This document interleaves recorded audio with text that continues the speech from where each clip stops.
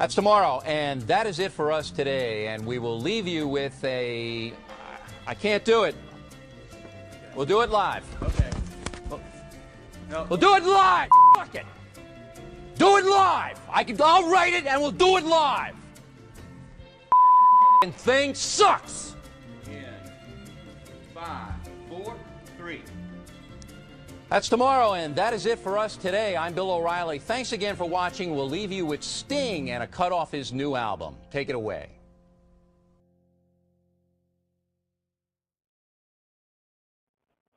All right. Let's see who we've got coming in. Who's stopping by tonight? Let's check this out. You are here. Perfect. Thank you for joining me. Glad to see that you're here. I'm hoping that tonight we have an opportunity to get some other individuals on board and have ourselves a good old sausage party. Tends to be that we have a lot of gentlemen joining us every week, and quite the sausage party we'll have. Hojo Barbecue. Sir, went out, got one of these just for you. Look what I was able to find. It's a badass Labatt Blue. Time to crack one of those open. Get the night started the right way.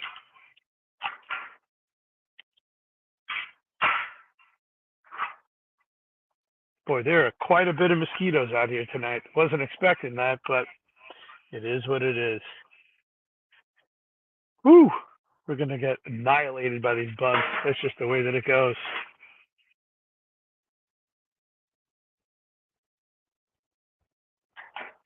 So I'm hoping that tonight, yep, I love the new label as well. Check that out. Labatt Blue Light.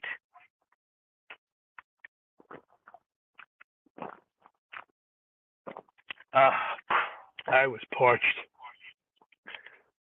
So I'm hoping that tonight we have the opportunity to set up some future videos that I'm going to be shooting. I want to be able to do hot dogs before the end of next week so I can bring them to a party that we're going to. Of course, we'll get some Italian sausage done and probably some bratwurst as well.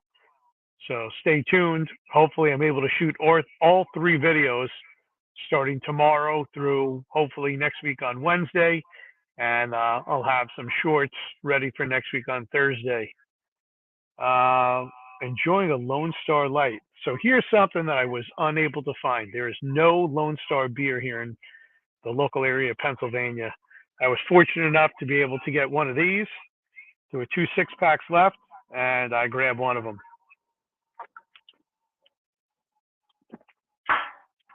By the way, I also went ahead and sent out your stickers. For those that are unaware, the stickers that I have are these small vinyl stickers. Then I've got the, I guess that's like a 2.5-inch round sticker, and the 3-inch larger stickers that we have. And pretty soon I'll have aprons, I'll have barbecue towels, I should have hats, I should have shirts, koozies, and I'm probably missing some other items that are on the way as well. But that's what I know that I've got coming. Coming in from Canada, it's Canadian Family Life. Welcome. Great to have our Canadian brothers. Here's a Labatt for you up there in Canada. Thank you. They are cool stickers. I enjoy them. I'm going to say that I designed them, even if I didn't. That's what I have a graphic designer for. They're the artiste. The same thing that's on the shirt. Everything had a match. Let's see. So just like the shirt, like the hat, everything goes together, just like up in the corner. Let's see. Can I point to that? Right there. The bug up in the corner. I'm trying to get some branding going on. What's up, Bat? Thanks for joining us. I've got my official Bat bottle opener in Thinking of You. I pulled one of these out off my Bat belt. Let's see what we've got here. Jose, don't feel bad. Hard to find Lone Star in Texas now that Bud Light has crapped to bed. Well, I bet that's replaced it. Interestingly enough, bringing up Bud Light, it's Anheuser-Busch, and we had Anheuser-Busch come by the firehouse on Tuesday. They dropped off a pallet of water. I believe I might have a couple of pictures of that to show. Let's get to those. It was the first time I've ever seen the Budweiser truck come to the firehouse and drop off beer. Oh, excuse me, not beer. They dropped off water. It looks like they dropped off beer, but right now I'll give you an idea of exactly what we're looking at. That is one of our fire engines. And let's see if it'll focus. And then right off to the side is the Budweiser truck unloading a pallet of water to us. In fact, it looks so convincing that it is beer that when you look at the, see how we're going to get that, when you look at the pallet that they dropped off, it looks like a pallet of beer that arrived, but that's those are cans of water. I put in with the National Volunteer Fire Council a grant for emergency water as a wildland firefighting company, and we were granted that pallet. So thank you again to Anheuser-Busch, to the people at Resort Beverage Company for dropping off that pallet of water. Much appreciated. This is not a bud, so I can't raise a bud to you, but I'll raise a beer to you. Thank you so much. I'm a sister, not a brother. Please excuse me for misgendering you. Excuse me, I'm so sorry. I don't know who anybody is, never mind their gender. One day when we have one of these big barbecue conventions, we'll see who really is behind the great and powerful Oz curtain.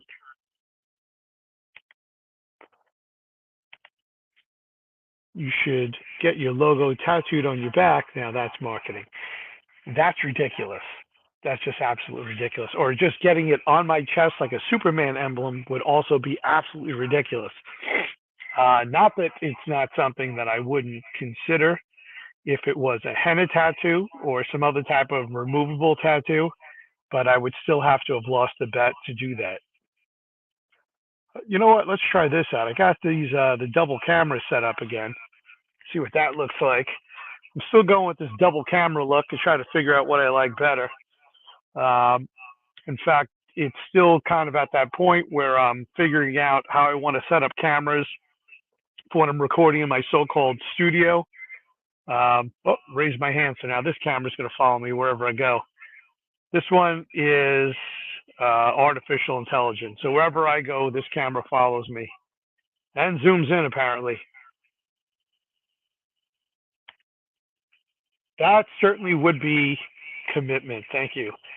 I don't think that this exactly is the body we want to see a giant logo on, almost like a NASCAR car where on the hood they've got the major logos.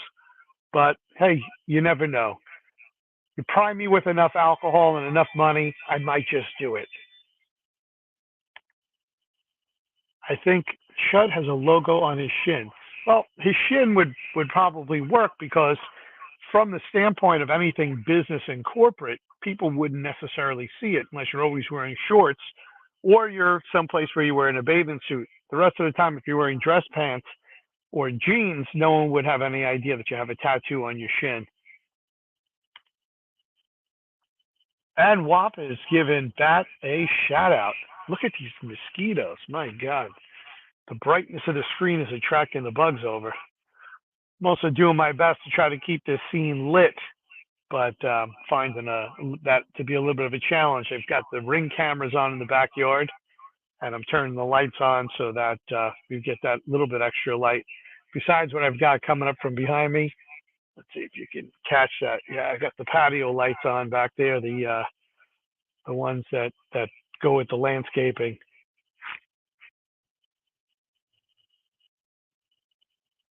We've got some good news coming in. Breaking news. WAP just got a water heater for his smoker trailer today. Great news.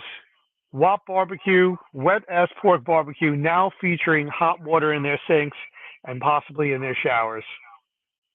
That's breaking news for the summer of 2023. So would anybody like to join me live tonight? Got some things to talk about, but I always love when I have somebody else to chit chat with. I'm going to go ahead and drop the link in just in case somebody is available. Oh, the Hall of Fame game. Good game. Good game. Bunch of senior citizens running up and down the field. Former or potential crackheads. I don't know if I like this AI camera following me, so I'm going to see if we can shut that down and just focus on me rather than having the camera go all over the place, because that's going to get annoying after a while.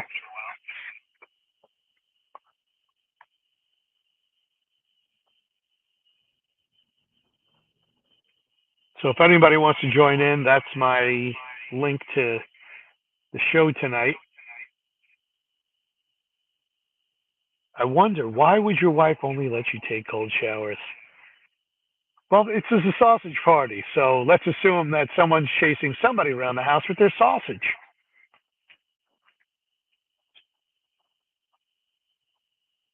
I hear you. So my boss is with taste tester number 2, the older son, at a soccer game. And I was fortunate enough to be able to put the baby to bed to be able to do this. I got him down at 7:45. So that opened up the opportunity to get out here a little bit early and start the stream right on time after getting the camera set up. So what do y'all think? What would be some good sausage varieties for me to put together, not only for next weekend, but over the next few weeks and months? You know, it's a real meat stick. The idea here is that I'm putting together sausage, fresh sausage, dried sausage, smoked sausages. I started to trend down the pathway of barbecue, which you can see here. The barbecues. Let's go. Right, there's barbecue here. There's the Old Smoky right here, and then there's the Camp Chef right here. So I started going down the barbecue route, but ultimately I kind of need to get back to what the mainstay is, which will be all the dried meats and the smoked meats. It turns out that the Camp Chef has a sausage hanger at the top that allows me to hang at least 12 loops of sausage. And if I put another one of those hangers in there, I can double the space and get up to 24 loops of sausage. Where is the baby monitor? The baby monitor is on my phone. I can see the kid if I need to. Since it's also set up for motion detection, if he starts moving around, then I'll know that as well. Are you telling me, Beth, that you have a hot sausage, or that I need to show my hot sausage, or are we talking about making hot Italian sausage? I'm curious to know where exactly the sausage videos are going. Oh, we've got our first guest of the evening, a man who needs little introduction. He's got himself a huge YouTube plaque. His fingers are still sticky from his ribs. It's Russ. How's it going? It's going well. I'm going to remove this one and bump us this way so that we're a little bit more squared off. So, Russ, in your opinion, now that I've got you live, I'm considering next week a party that I'm going to, making some hot dogs from scratch, making some fresh sausage, and also making some fresh bratwurst. What are your opinions on this? Is this something that you'd like to see someone bring to your home, or you would bring to somebody else's house? Oh, yeah. I mean, I could see myself doing it. Are you gonna make them in advance and just bring the finished product there, or is what you're saying? Yes. So what I'm going to begin doing starting this weekend is grinding up all my meats, whether they be boneless pork butts or beef trimmings. And with that, especially with the beef trimmings, we'll make 100% all beef hot dogs.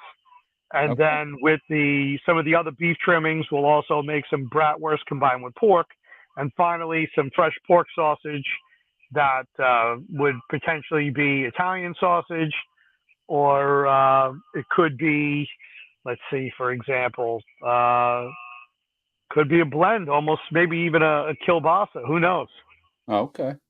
Yeah, yeah, I could see. I mean, other people's bringing stuff too, other than you. Yeah. So Yeah. the home I'm going to, they're very generous. They always have different foods.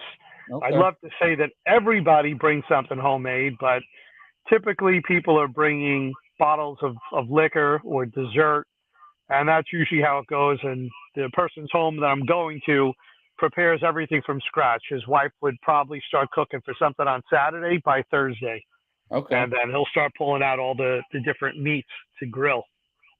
Gotcha. Yeah, I don't see nothing.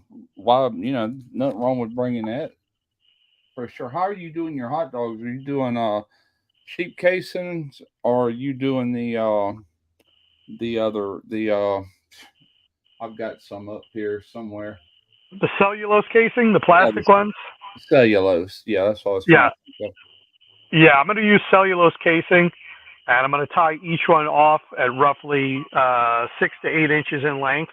Yeah. Uh, and the idea behind doing all the hot dogs is not only because it's nice to have it for video, but there's a lot of kids there. So why not make a all beef product? I know what's going into it. I know the quality of the meat. I know the trimmings that I have from trimming briskets and trimming steaks, and just trim that's been sitting around. Yeah. Grind it up, and all these different mixes of the steer will all go into a hot dog. What meat to fat ratio you doing them hot dogs at? That's a great question.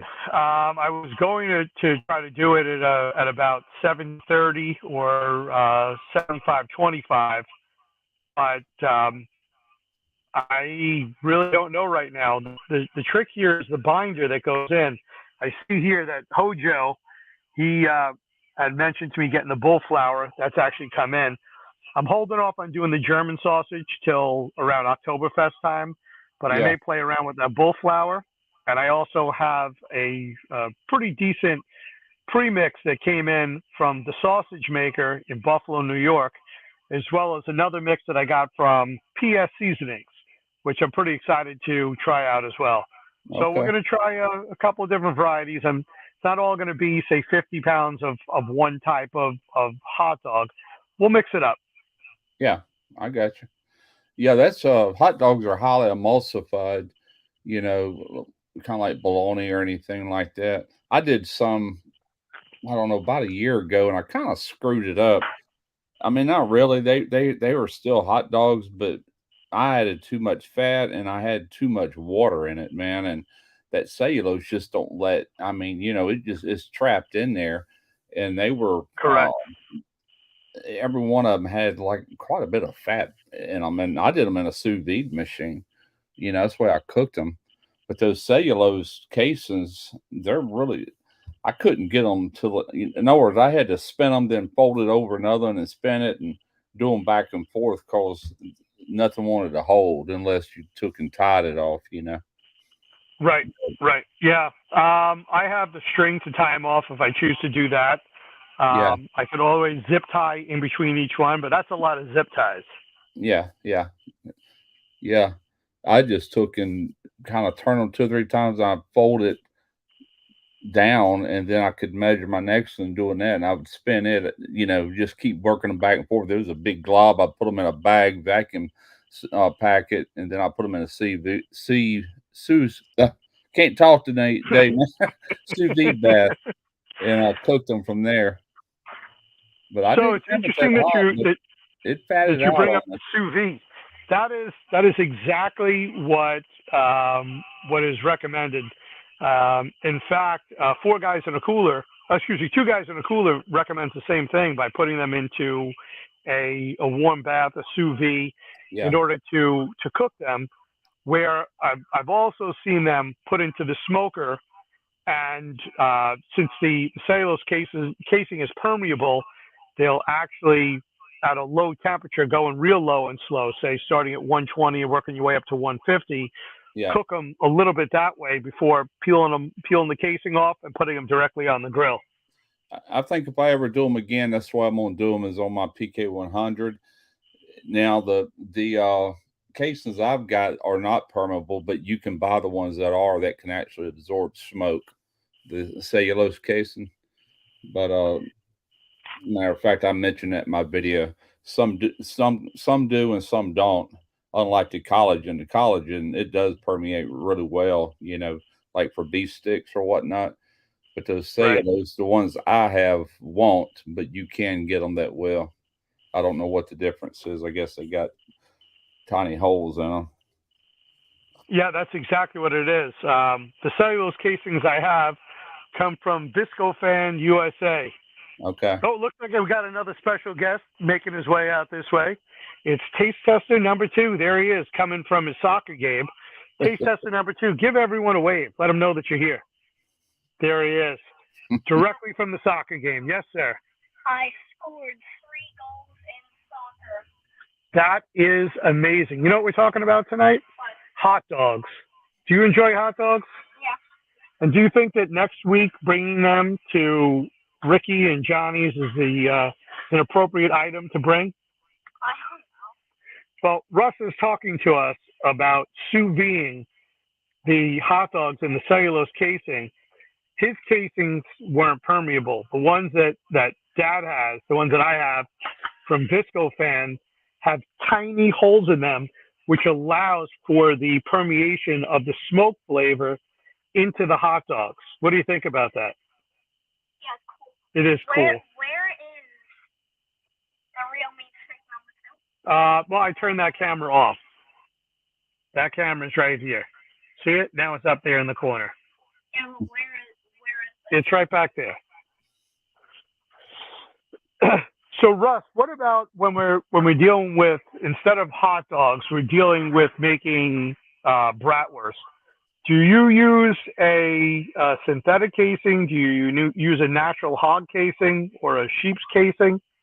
I've used hog casings in the past, but I tell you the truth, I used some sheep casings not all that long ago on some boudin, and man, I really like the results of that. You couldn't even tell that casing was there. It just man, it's beautiful.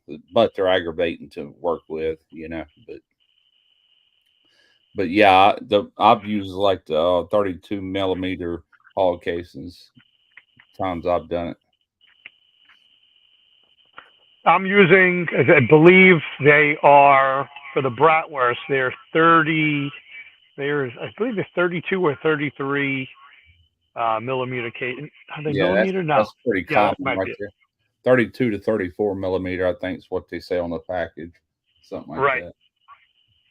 But anyway, yeah. Somewhere up there I got all my sausage stuff. But yeah, I just use hog casings for the most part. Yeah, that's what I'm going to be using is the natural hog casings for the Italian sausage and probably for the bratwurst as well. I had some problems with one of the brands that I picked up. Every time the sausage would hit the hot grill, they would split. So each one looked almost like it went from a perfect log to suddenly it looked like a mushroom cloud from an atomic bomb. Yeah. So somewhere along the lines, the synthetic casing doesn't like, or they're actually collagen. They're natural collagen. I shouldn't say that they're synthetic, but the collagen casings don't like being exposed to high temperature heat on a grill. Right. Yeah, the only thing I've ever used collagen for is beef sticks, and for the bologna and the summer sausage. What was that? It was a synthetic, I think. God, I had to go back and watch my own videos, man. I can't remember, but it was a 4-inch case, and the bologna I used, one was clear and one was red, and I did them side by side. Or one was, I don't think it was red. It might have been mahogany. in clear, I think is what I had.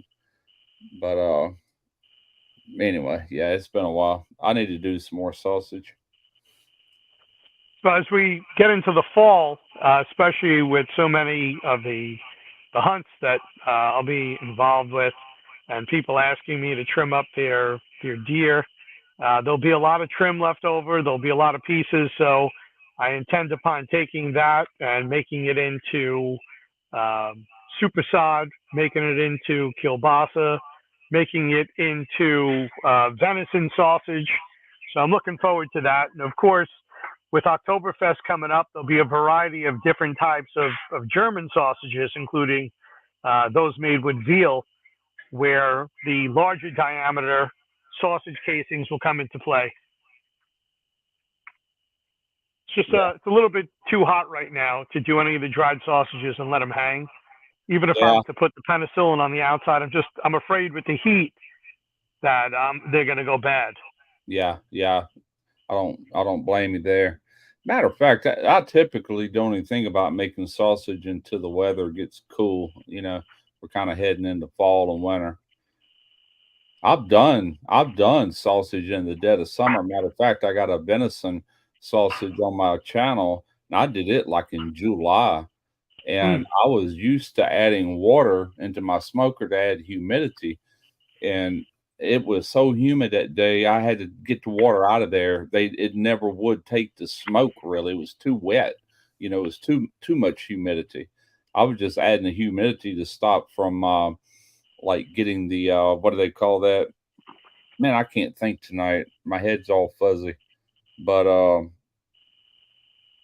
anyway, long story short, I ended up taking the water back out to try to get the color I wanted, and they turned out really good once I'd done that. Are you talking about the dry ring that you get on the outside and it's Yeah, still yeah, raw on the there's a inside? there's a term for it, and I can't think of it. For some reason, I'm drawing a blank, but that water helps prevent that from happening, the humidity. But in the winter Sure. months, I need that humidity. But in the summer, I learned from that cook that that's not needed. Yeah. But, Yeah. Typically, in the past when we made super sod from scratch, and we used to do this at a winery, we would make somewhere between 2.5 to 3 tons of it while the wines are aging in the barrel.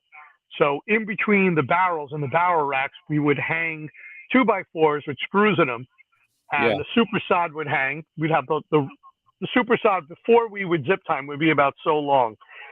We go right to the middle and use a zip tie gun and zip tie them off and just let them hang like that for, I'm going to say, somewhere between 60 to 90 days. yeah. And then we'd break them up, put them into the vacuum seal bags, and distribute them. Okay. Some of our favorite flavors back then was hot garlic. We would do a fennel. We did a couple of sweet. So I'm hoping that come the fall time, we'll be able to get back into that again. Not at the winery, but here at my house. Yeah. Lost that count. Can you go over there and just make the sensor go off? Just go move in front of the sensor. There you go. That's why I have a 7-year-old. There you go. I installed one of those motion lights on my back here about a month and a half ago. It don't stay on long. If I don't move, it only runs so many seconds and it cuts right back out. Right. I wish there was a way to bypass the motion when you just wanted the light, but on mine there's not. Well, I've But that, got the way to do it. I'm working it on my phone, yeah, but from time to time it doesn't like to stay on. gotcha. Yeah, mine don't have an app. Some cheap Amazon stuff. Right. Now he turns them all on. Hopefully the will stay on. Yeah. I see the garden.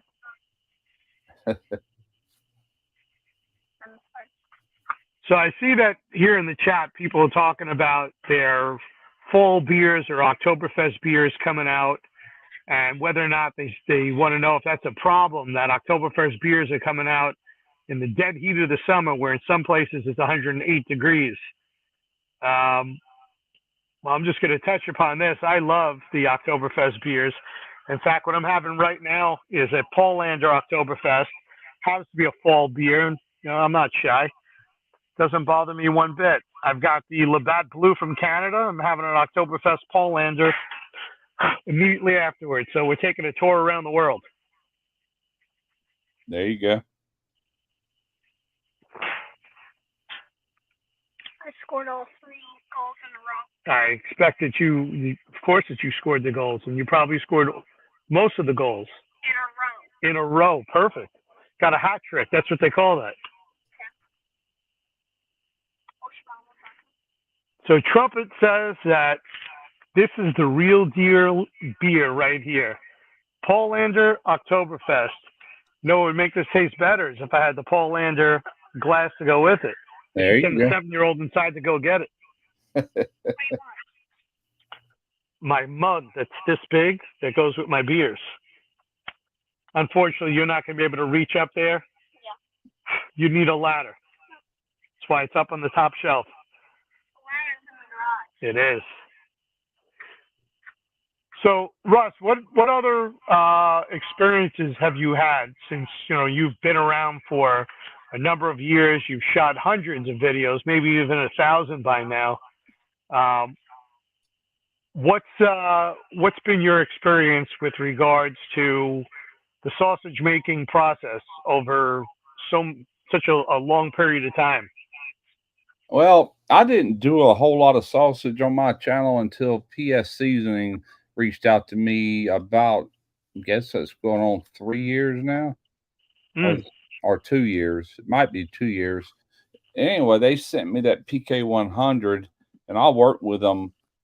I signed like a 1-year contract with them, and I did a series of a bunch of sausage back to back to back. I say a bunch. It was probably 7 videos, and then I think I did another one that summer. But all those videos, or most of those videos anyway, did pretty good over time. The bologna, the summer sausage, and the beef sticks did the best as far as views go. And then all of them got decent views, but it didn't happen out of the gate. They had to sit out there, I don't know, maybe 5 or 6 months, and all of a sudden I got to look and they were moving, man. They were on the move. I'm like, okay, cool. So in the future, if I drop any more sausage videos, they should do better out of the gate, because I've already got kind of like a track record doing that, and it's, the algorithm's picking them up. So that's what my train of thought anyway, But is that what you mean as far as the YouTube end of it, or? Yes. In fact, it's interesting you brought it up. You said beef sticks. Are you talking about the snack sticks? Yeah, the ones that are like the Slim Jims? Yeah, the little small collagen casings, the little mahogany ones. Yeah. Sure. And I could not believe how good those turned out, man. And they turned out really well.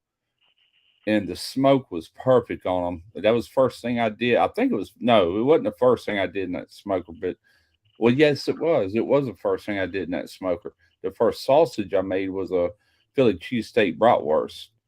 And all these kits were coming from PS Seasoning because I was working with them. They just want me to push those sausage kits and everything. So I was using their kits, their casings, their smoker, their everything during that whole entire series. I still got a bunch of synthetic casings laying around here for like bologna and stuff. But I did all that, and I haven't really done much more of it since. I've been busy doing other things, Right. me. I just mash it all up. Barbecue, seafood, you name it. I cook. I shouldn't have named my channel Smoker is Barbecue. I shouldn't have named it. I shouldn't have been that specific with it. I should have just had a name kind of like T-Roy's got, T-Roy Cooks. It ought to have been Russ Jones Cooks or something like that, maybe. Yep. I understand what you're saying. You have you have a multidisciplinary cooking discipline. Yeah. That's a fancy way of saying what you're doing. Right. And I have to go back and revisit the ones that do the best for me. And the very best videos are pretty much all seafood and boil related, even though, like I said, the sausage videos, I mean, they wouldn't have like tons of views, but they all got decent amount of views. I was happy with it. But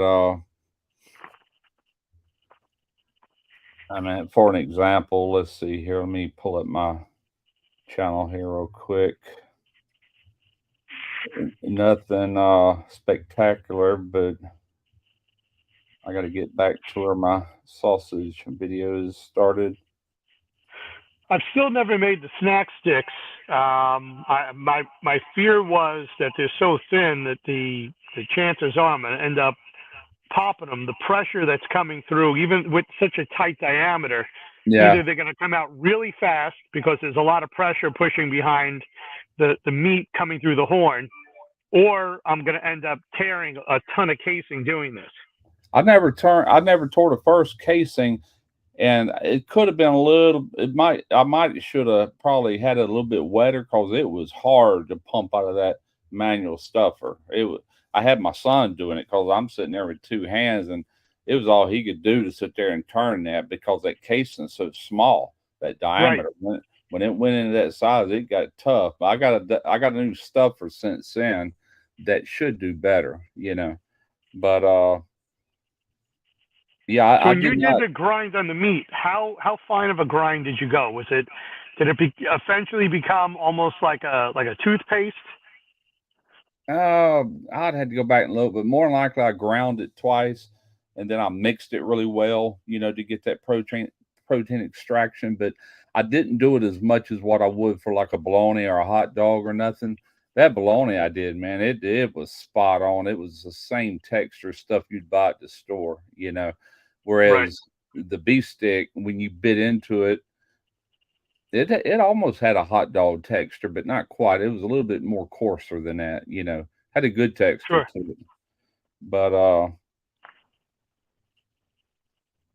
and I'm no expert at it, man. I'm just a backyard dude doing it. Golly, it must have been further back. So Hojo sent over a question. If you have a dehydrator, maybe you can make a video making bully sticks for dogs. Making what? Bully sticks. I believe that is like a beef stick that's been dehydrated. You're pulling all the water out of it, Oh, you so it talking about becomes freeze very, dried or very tough. dehydrated? Freeze dried or dehydrated? Dehydrated. Okay, I got Dehydrated. dehydrator and a freeze dryer. I got both. But this sausage, like that venison Cajun links I did 2 years ago, 82,000 views. That was the one I did that July, and if I back on up into the winter months, I've got the summer sausage 67,000. I mean, it's decent views. The how to make venisons. Oh, wait a minute, that was bologna 67,000, and the venison summer sausage is 66,000, and the beef sticks is 85,000. The Philly cheesesteak was only 18,000, and that boudin, I almost wish I wouldn't have put that video out there because I can make way better boudin than that PS seasoning kit. They're really good on everything I've had except for that boudin. They had clove or something in there. I just didn't like it. It looks like Hojo has found from a website what bully sticks are made of. Are you ready for this one? Yeah. Bully sticks are made from penis muscle from a bull. Huh.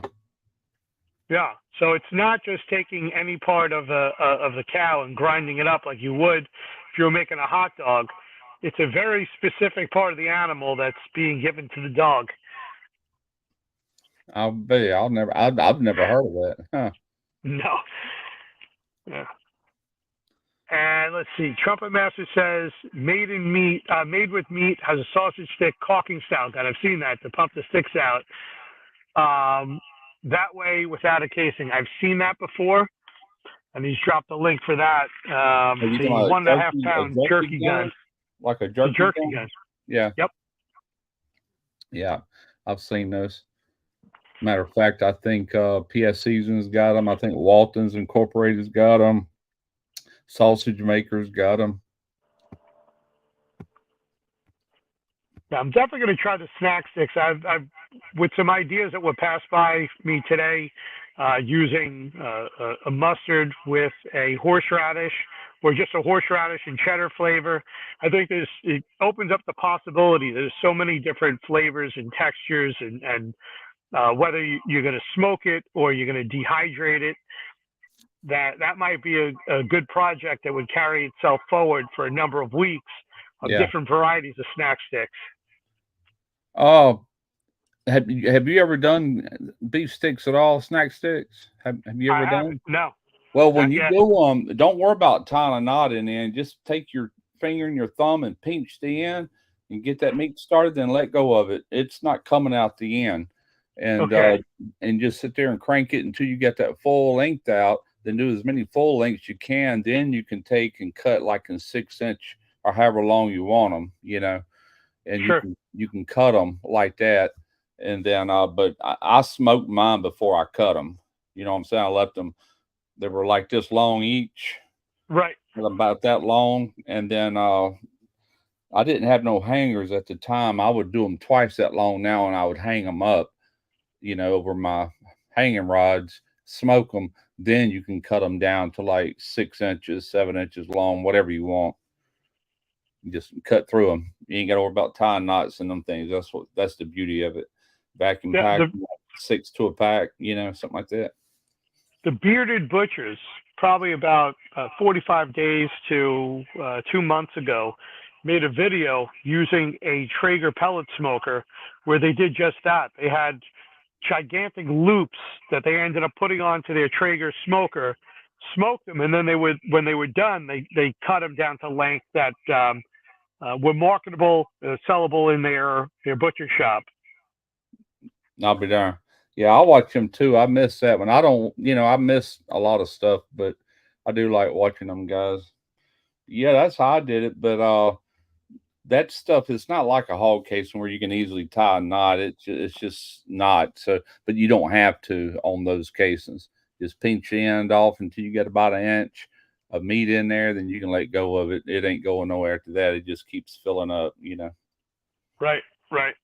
So I'm probably not going to end up popping the casing, is what you're saying. I don't foresee it. Not on those. Them casings are pretty tough, But I know a buddy of mine, Brian Ducharme, he's got one of those. I think where'd it come from? Oh, it's LEM, but it's a good one. It's electric stuffer with a foot controller. And Right. him and Jack's Drinkwater, they got a video. I don't know if it's Jack's. I think it's on Jack's channel. But man, they were spitting them things out. It's like, whoom. I'm like, holy crap! You ain't have to put your hands on it. He's just sitting there holding one hand here and just letting it go. Like, Sure. Lord, I need one of them stuffers. He knocked that stuff out in a hurry. Russ, we've got another gentleman joining us on the panel. Hey. A man who It's goes Wop. by. Yeah, that's exactly who it is. It's Wop. Don't let Cardi B know. Yeah, I was going to introduce you as the man that Cardi B wrote a song about. Wet Yes. ass pork. Yep. And as soon as I find someone that's not scared of lawsuits, I'll have that song rewritten. Exactly.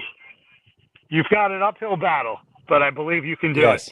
it. Is that your trailer smoker behind you? Yeah. Oh, gorgeous. Yeah, man. I liked it. That's just the firebox and the warming box. What It's a lot bigger than that. What kind of smoker is that? So that's well, let me I'll pop this off of here if I can not drop my phone. So that's a 325 gallon offset. Oh, nice. Okay. Very nice. With we got a nice griddle on there, and we got my knockoff tread box that I built. Okay. Wow. Very nice. So rearing to go. Heck yeah. Wow. I am slightly jealous that I don't have an offset like that. It's cheap where I am out in Washington. That's the The offset and the trailer with the roof was 8,500. Delivered, and he drove it to me. Huh. And I mean, the crazy thing is, I was talking to my buddies today at the bar, and I was like, man, I could drive this thing over to Texas and sell it for like 25 grand. Yeah, no doubt. For real. Somebody don't know how many Miller Lights. I guess they're talking to me. I've got a couple in here. My wife's supposed to be bringing me some more, but I opened that about two hours ago. I'm Wow. drinking one, and this is for Copenhagen. I spit more than I drink. Thinking Yeah, about grabbing some more of these Polanders. These Oktoberfest are great. These Labatt Blue aren't bad, but this Polander just has a little bit more of a bite to it. A little higher alcohol level. yeah. Yeah, Wop, I noticed when you're on these other lives, everybody wants to call you Wep for some reason. Like, what? Wep? I think of Judge Jeff Wep when I hear that. Yeah. I'm like, okay, they're talking about Well, I Wop. wonder. I get confused sometimes because I see it and I think, oh, hey, were they talking to me or are they talking to him? Yeah, yeah. They always call you Wep for some reason. And I said, it ain't Wep, it would be spelled Wop. W-A-P, right? Yep. It was a drunken name decision. I hear you. That's what we was talking about earlier, man. I wish it if I was just starting out, I would name my channel something else, but I'm into it way too deep to even think about doing that. I actually changed my name once. I didn't change it, I added to it. I had it as because I was doing all these other things, I called it Smoky Ribs Barbecue and Southern Cuisine. And I left it like that for a couple of years. Then I'm like, man, that's just too long. But the problem is I was verified already with a check mark when it used to be Smoky Ribs. And then when I added that to it, I lost my check mark. And it took years to get that check mark back. But it was after I done changed it back to Smoky Ribs Barbecue. I should have just left it Smoky Ribs or just put my name, Russ Jones. That's what I should have done. That's what a lot of guys do. Some of your bigger channels with just their name, you know. But live and learn. Yep. Well, I couldn't pass up a name like Wet Ass Pork. That's right. What else am I? Nothing. I'm drinking Miller Lite, and that one that is a spit. That is a spit can. Not to get gross, but that's what it's for. People are very interested in what Russ is drinking this evening. I guess they probably see me going from here drinking, and then I'll bring this one up. I'm not drinking in that one. Out of that one. A little bit of. Thank you. Used to be Copenhagen. That stuff done got too high, man. I switched to that. That's way cheaper. Somebody's got the fire truck or ambulance coming through their backyard. Yeah, that's me. I live right by a river, so there's constantly I got the water rescue people coming by. That's me. I'm here on the Delaware River. So we have not at this time at night, but typically on the weekends when it's significantly warmer and the tourists are up here, they decide that they're going to go kayaking or rafting down the Delaware, and they don't realize that after a few drinks in that heat, that you get a little dehydrated. So not everyone is a top-notch swimmer. There tends to be a current. Yep. And by the time we get dispatched to a victim who's drowning, it's more or less likely that at that point we're doing a recovery of a body. Yep. Yeah, we got the river by me has a lot of undercurrent. So people try to swim across it, try to go get too deep into it and get sucked right under. That's exactly it. But I'm drinking tonight, so I'm off duty. Yeah. Even if the pager goes off, I can't leave. I got to stay here. Hojo Barbecue, have you enough clout to just go single name for your channel? I don't know. I doubt it, but I wouldn't dare change. The problem is, it's not just YouTube. I got a bigger following over on Facebook, Smoke Your Ribs Barbecue fan page over there, and I would have to change everything. I'm changing my names out of the question. I'll never do it, and I've been doing it too long to start up a new channel. YouTube's changing so much. My goodness, can't figure out what's going on with them sometimes.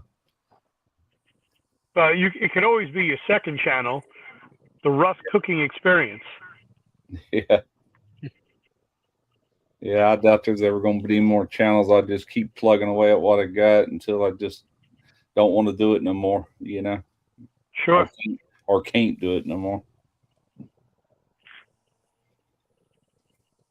I've gotten old on this channel, man. It's amazing how much 11 years can change somebody when you get up in your 50s, and now I'm in my 60s, big difference.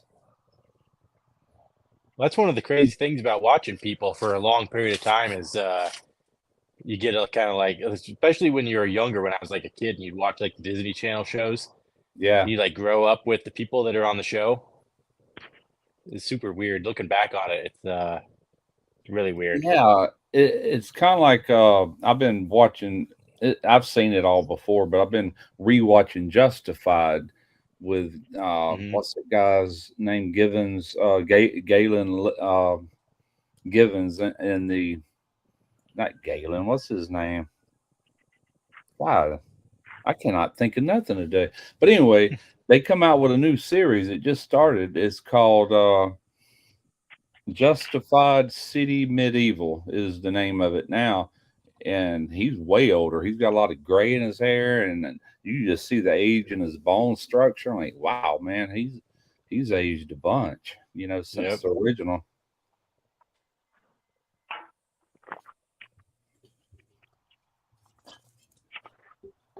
So I need somebody who's good at giving stuff away. I think it's a good night to maybe give away some sausage casing. Being that we're having a theme of a sausage party, I've got sausage casing, both the collagen and the what do we call that one? The cellulose casing of different diameters. So anybody who would be interested in starting off in sausage, at least they'd get a couple of different casings. The only thing is, I don't know how to run the races or how to do that wheel. So I need someone who does know what they're doing to step it up. So you need Simon? You need Simon in here. I need Simon. He's got all that down pat. Exactly. I've never done it. Where's the casing That's what from? I need. Well, I've got casing from Viscofan, and I've got casing from I forgot the name of the other company. I have two companies I got casing from, and I've got cases of casing, boxes upon boxes. Wow. Yeah. We're set up to do tons upon tons of sausage here. That was the original idea. Right now, I have the township that's kind of giving me some pushback in the sense that they want me to put a grease trap in underneath the sink in my house for any of the grease that might go down the drain. And I tried to explain to them that that's what the smokers are for, because anything that's prepared the grease would essentially drip down into a bucket, and that goes with the waste. That doesn't go down the drain. So I don't know what their chief concern is. Yeah. I don't either.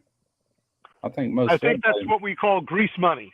If you understand what that means, it's a play on words for what they're looking for. Somebody's palm is looking to get greased. Yeah. Well, if they're looking at it like from a restaurant standpoint, restaurants are going to have somewhere they're dumping their grease at. Right. But since you're at home, you're probably just going to do what I do and dump it in with the coals and throw it in a garbage can. Except that I have private carding.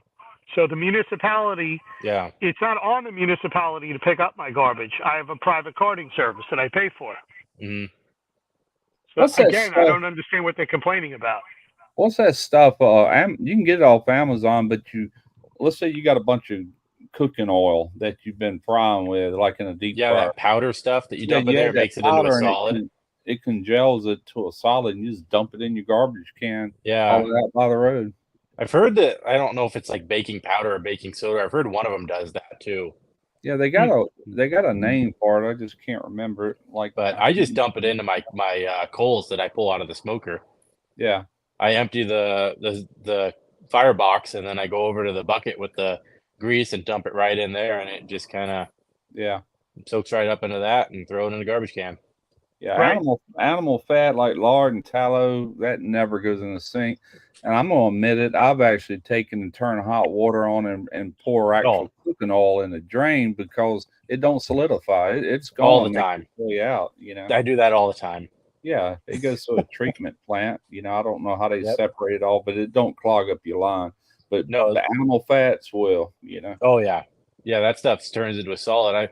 The other stuff doesn't. It never gets solid. So I just turn the water up hot, like you said, and dump it in there. I'll let that water run Good to about go. 10 minutes and make sure it's out to where it needs to go. You know.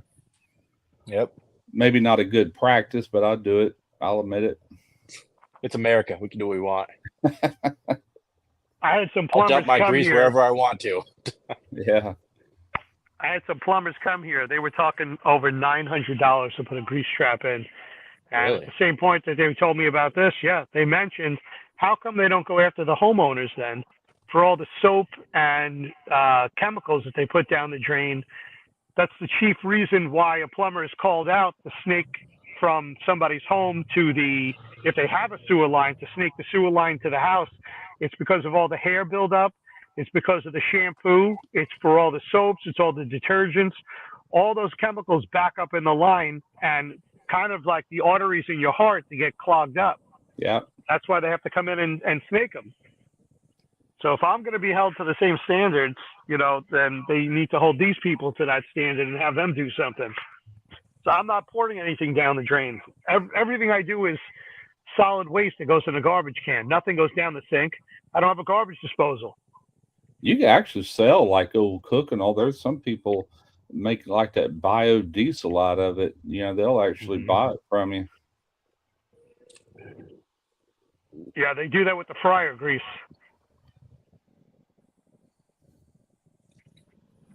I have taken like old burnt motor oil. I've sit there and took and go down a fence line with that. Just pour it down a fence line to stop weeds and all from growing up. Yeah. It's hard to get to, Yeah. I haven't done that before. The hot grease, all of that comes off the barbecue. I just let that solidify, and then I pull the whole pan out and throw that in the trash. Yeah. Yeah, anything like that. That's what we do. We just toss it in a trash bag and out into the dumpster and out by the road. History. Right.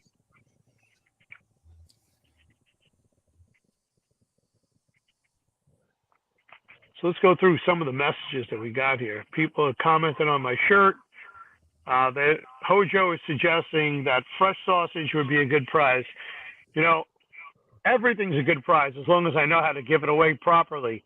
The issue that I'm having is I don't have a Simon. I need someone who knows how to run those contests.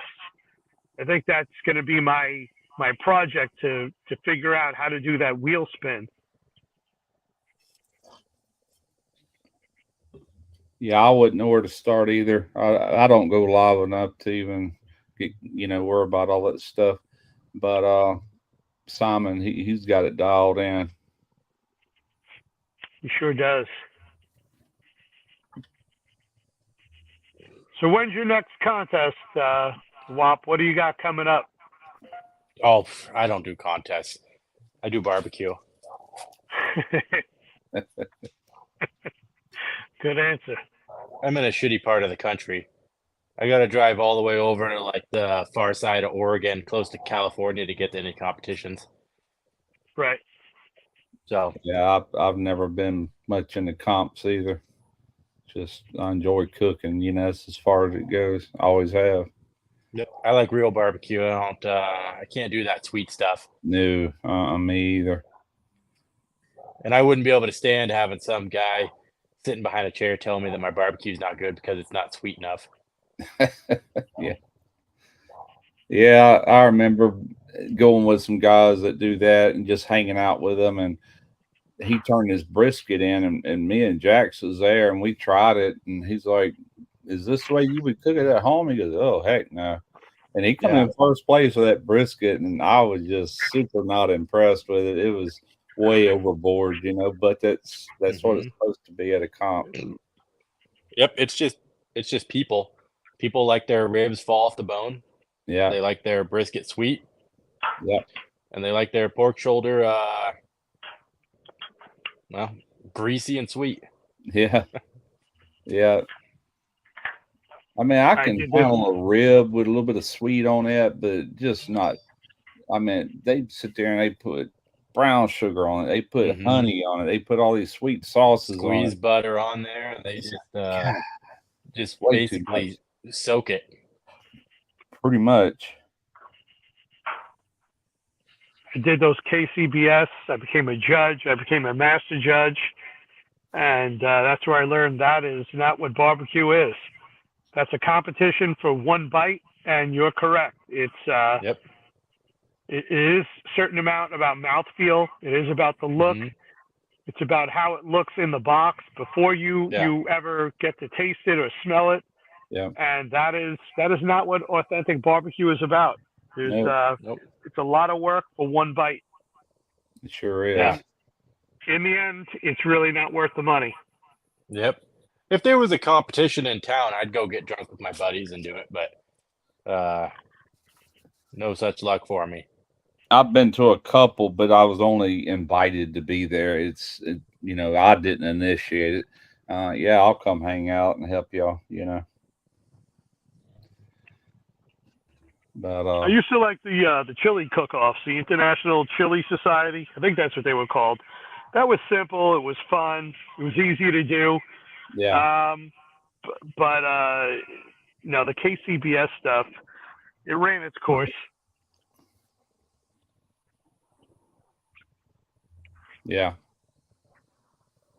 We got that the shed barbecue is just about 5 miles from my house, and they had that big SCA steak cook off every year. And I've only been once. That was the year I was invited. It's there every year. I don't even bother going to even check it out. I already know what it's like. Right. What was that? Oh, I know. Yeah. Oh man. I was supposed to do some boiled peanuts with Keith Jenkins Sunday. He was the one that called me wanting to do it, and he called earlier, said that he wasn't gonna be able to make it, so that ain't gonna happen. So I got to come up with something else for next week. We got Drunken Chef Barbecue. He's tapping in to show some support, gentlemen. He's a good guy. We've got him and I have a collab coming up. We're going to get our kids involved. They're going to do breakfast for dinner. So taste tester number 2, who was on earlier, is very excited about this. It's coming up one of these Saturdays very soon.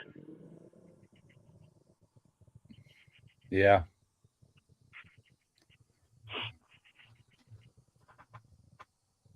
So I can't get Russ, I I understand can't you get my your kids to kids eat anything involved. besides Dino Nuggies.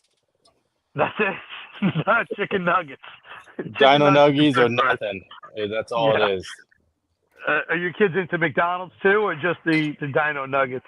McDonald's is the only fast food nugget she'll eat.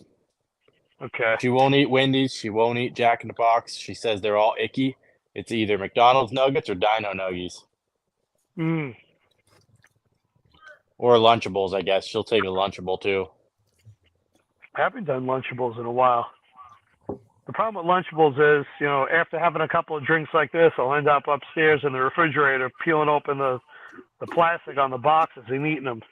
Oh, every single one of them. Yeah. Yep. I gotta keep the kid involved. My wife is right. Between work and school and everything else, I need to find time to get him involved. I'm not gonna win Father of the Year this year, but there's always a future year. So Russ, you got your son involved with you. He does cooking videos. You bring that up from time to time. Say it again. I'm sorry.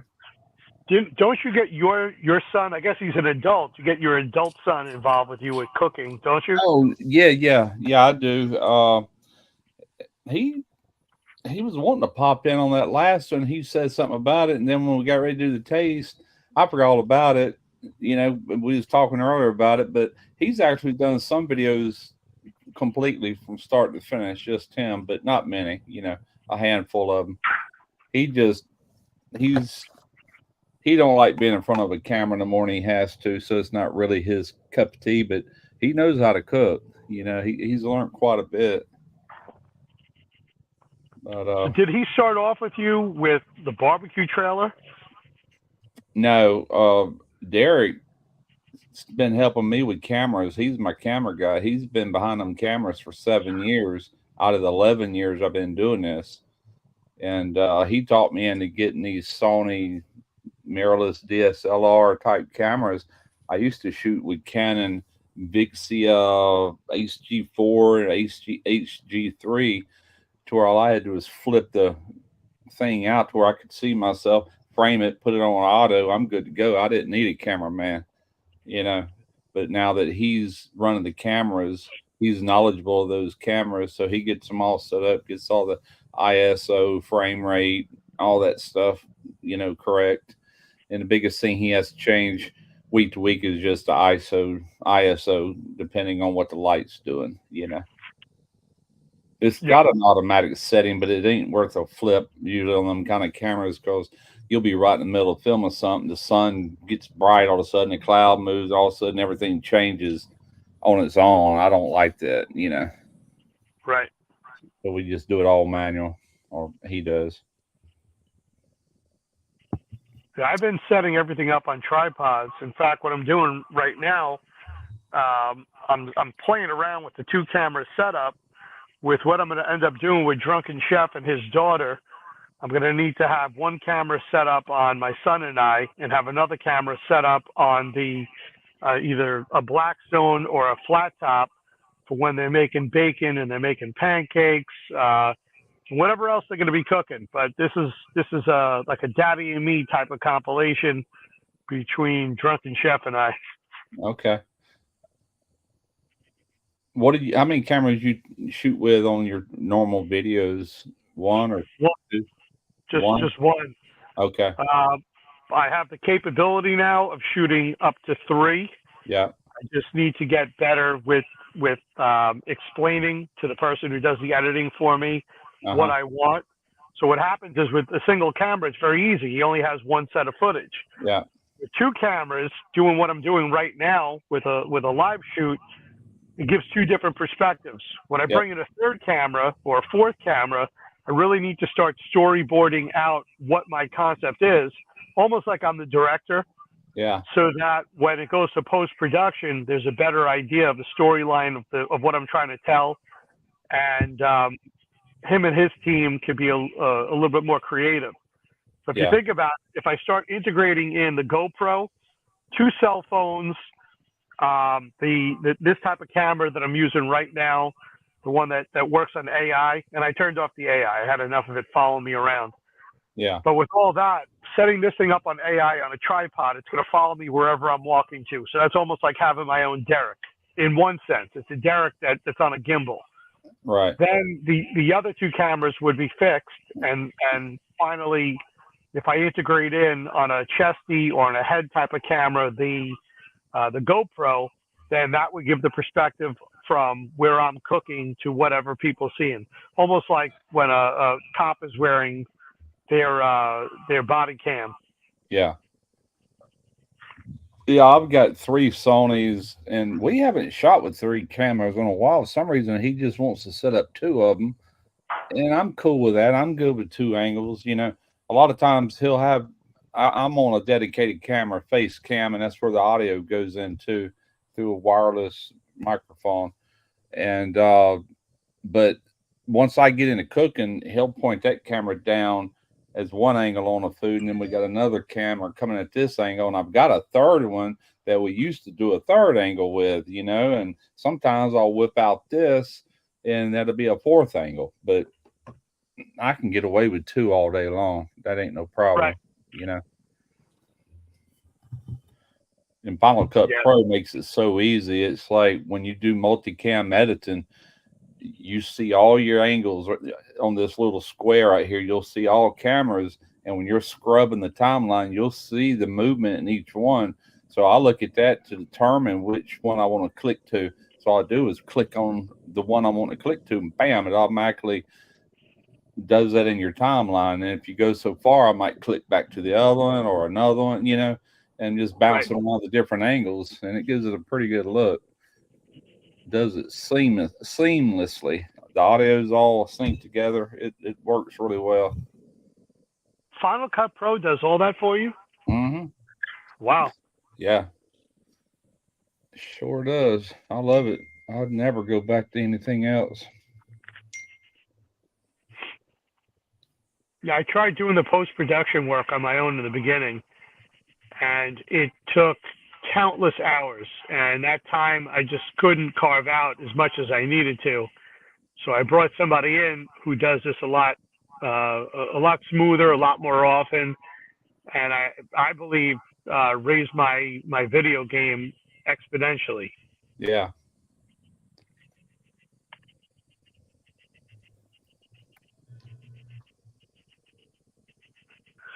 No, so Drunken Chef is saying he's done multiple two Macs, and he's frustrated doing two cameras. Well, that's because he's having to sync and line everything up.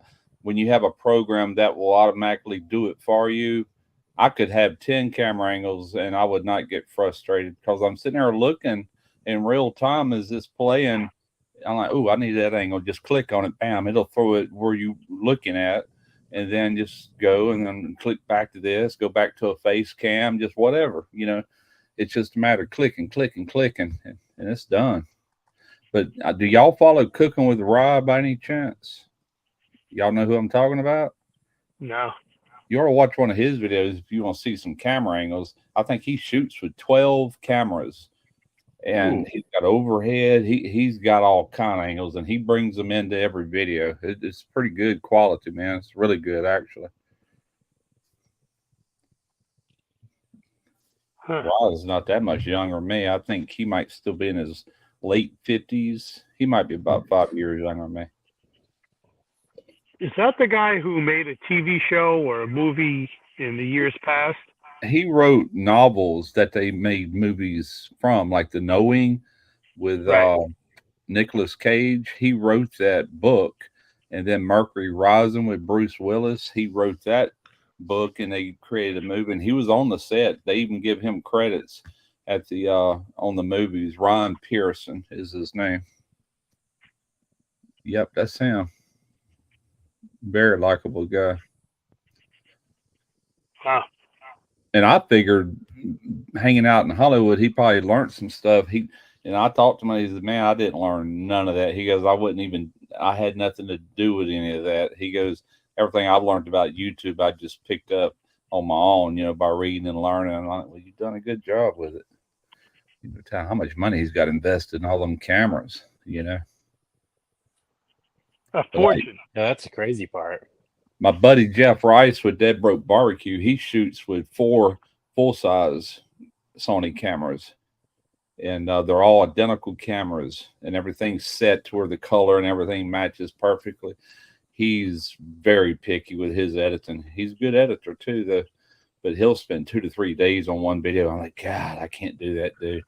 If I can't get it done in like a half a day, it just drives me nuts. I get started and I don't finish till I get to the end. I can spend 2 or 3 days if I wanted to, but I'm just not going to go to that extreme for YouTube. You know, it don't do good enough to justify all that. And you, from what you do in your long videos, and you break them up for your shorts? Not on YouTube, because shorts don't really pay hardly nothing. on Facebook, we do reels every day, sometimes twice a day, and I do long form content once a day. It's old Well, content that we're repurposing, and then I'll throw the new content in there. Try to do it once a week, and everything else is just stuff that's either already been on there or it's old stuff that we haven't got to yet. But it's constantly being repurposed. You know, right. Facebook has got a function. If you go into your studio, it'll show you all the videos, the date you posted, the time. I mean, all of them. And all you got to do is there's a drop down menu, find a video you like. Like if you ain't posted it in a year, you hit that drop down. And if you go to the bottom of that drop down, it says post, use as new post. Anyway, you click on it and it'll throw it right back out there again, just like it's a brand new video, but it's already in there. It's just bringing it back to the top, to the surface, you know? Right. I wish YouTube would do that, but they don't. Two different beasts. But yeah, I went years before I thought learning that multicam editing would be so hard, and I was always doing it the long way, you know. And then Jeff Rice, he was here a couple of years ago, and he was sitting right here in front of my computer. He said, "Let me show you how to do this, man.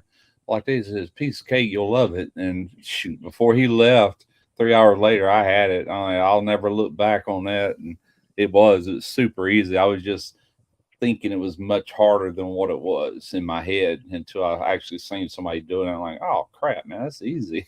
You know, took so much work out of it.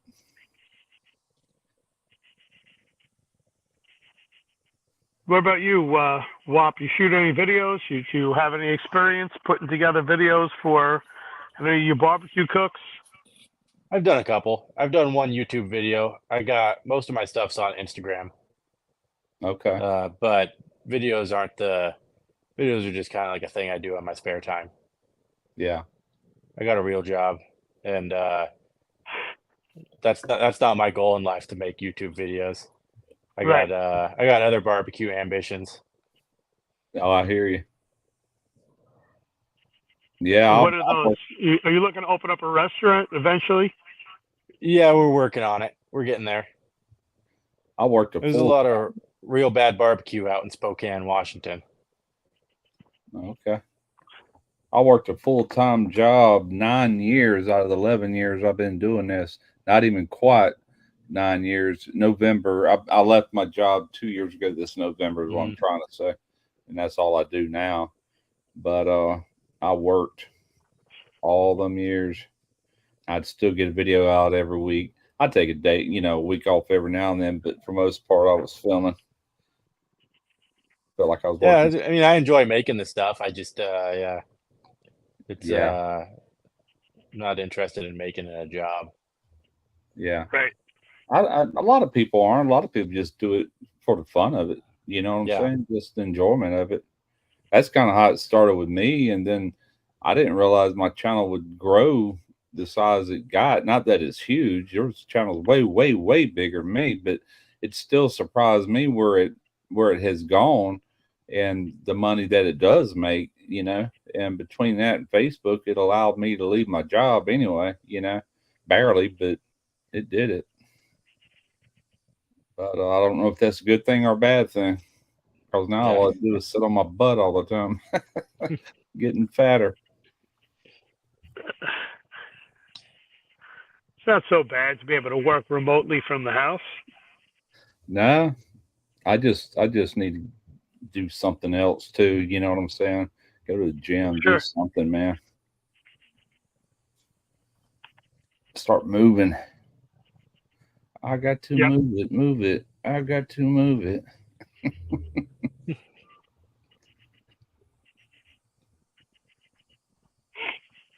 I used to be able to multitask when I did work from home, but that doesn't allow that. My new life doesn't allow that. There's 3 separate rings, and I can't be the ringmaster of all 3 at the same time. It's like 3 different shows at 3 different times of the day. Yeah. Wearing too many hats, huh? One too many hats is the best way to put it. Yeah. And I can only compartmentalize so much time in each day.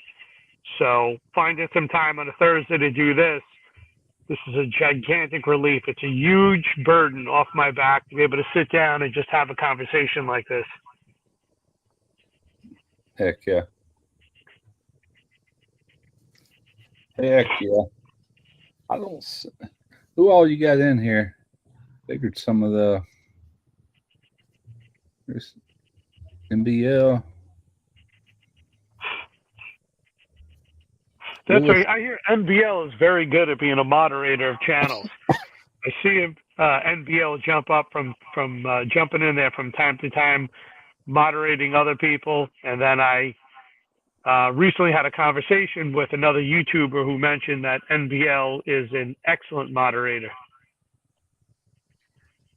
I'll tell you another good one if he ever comes in here is that Stephen with Stephen and Jacqueline Cooks, I think's the name of it. The guy down in Trinidad, but he's fast on that chat. I'll be like a moderator on other people's lives or whatever on some people's channels, and he'll get. And Christy's really fast too. She'll get to him in a hurry. You know, it's like wow, y'all can block them quicker, and I can even read what they said.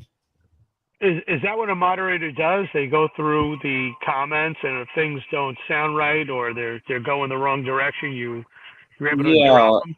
Like if there's a troll in your live, and eventually there will be, then they go in there and delete that, and they can time them out. And you being the owner, you can actually go in there and block them. You know, but a lot of times.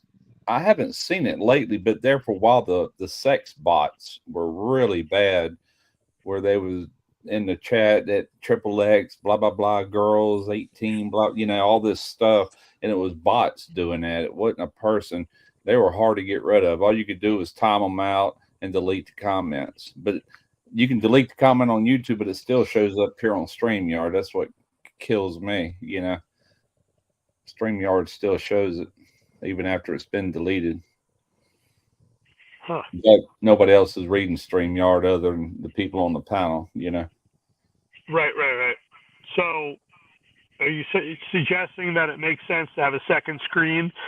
And in that second screen, I'm looking at YouTube, and on this screen, I'm looking at StreamYard? Some people do that. I know Boudreaux, the Cajun Coin Hunter, he opens up the YouTube chat to where he can kind of moderate also. I don't know if he uses moderators. I think he kind of takes care of it himself. You can do that, but I wouldn't worry about it unless you start having a problem. I was on Joe's live last night, and he had a couple of trolls come in there being ugly, you know.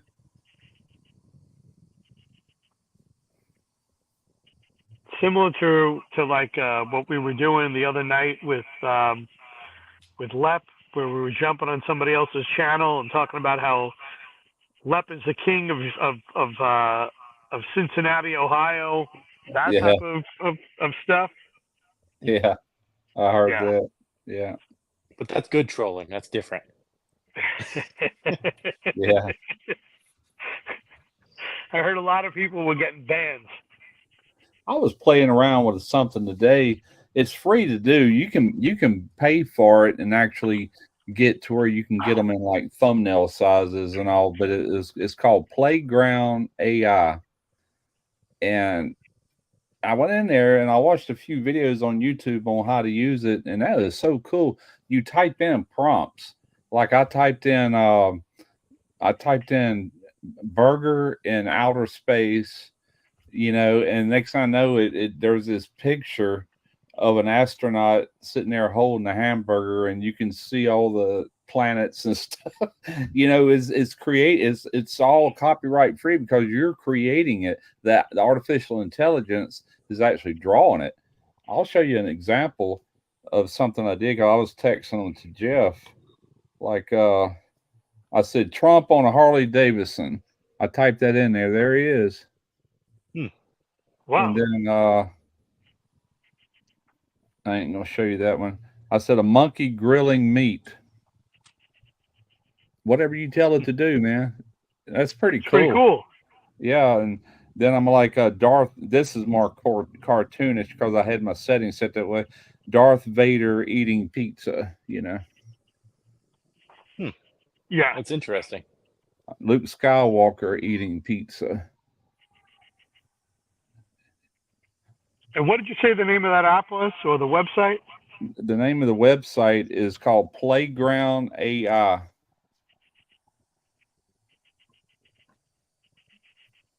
That'll help me make thumbnails going forward. Yeah, that's what I was thinking. It's only 15 a month if you want to pay for it. That part, everything you just seen was free, but you might could take elements from that and add it to your thumbnail, or you could pay 15 a month and actually get your thumbnail sizes 1280 by 790, and just actually create the thumbnail in there. Right. That'd be cool. I'll probably end up getting it, but I can use it like it is. I can get close to a thumbnail. So what I think I can do, I think 11 by 24 by 720 is the size I was editing in on that one pane. I could save that, and then in Affinity, I could create the proper size, and then just expand that a little bit, just make it bigger to fill up the whole screen. I think I can do that without having to pay for it, but we'll see.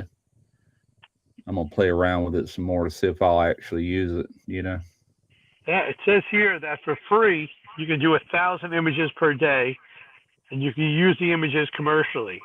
For $15 a month, then you can do 2,000 images per day, and for an extra $10, it'll do 800 dolly images per month. I don't know what a dolly image is. I'm not sure either. And the cool thing about it is, or it's not cool, but the free version, you got these slides for better quality, more realistic, and all that. And Sure. it don't let you do so many images at that quality. Then you got to pay for it. So I had to slide mine back a little bit after I did so many, but it still looked good. So yeah, 15 a month, that ain't bad. No. If you use it a lot, you know what I'm saying? If it's something you use.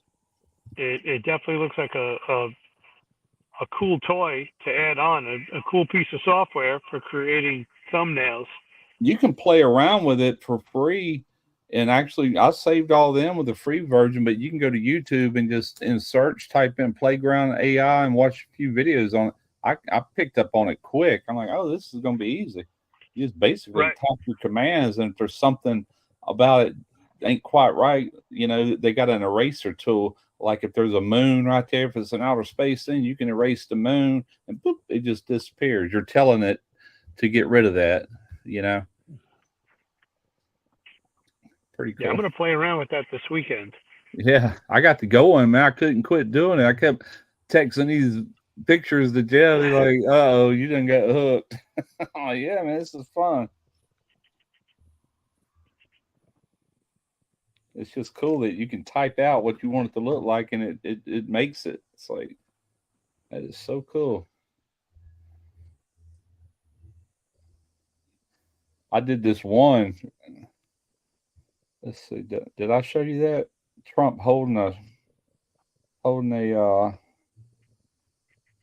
I like that, man. That looks almost real though, that monkey. I wish The I didn't monkey have looks all those. great. It looks like Planet of the Apes. Yeah, it does. But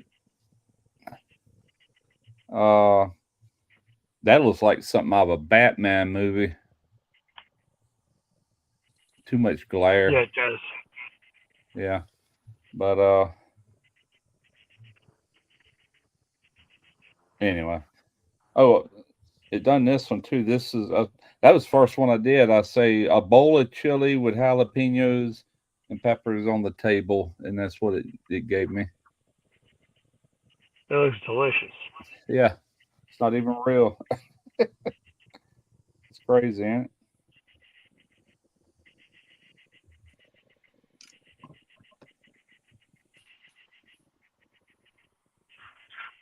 So we got a question. How are the waffles going? Do you guys know what he's talking about?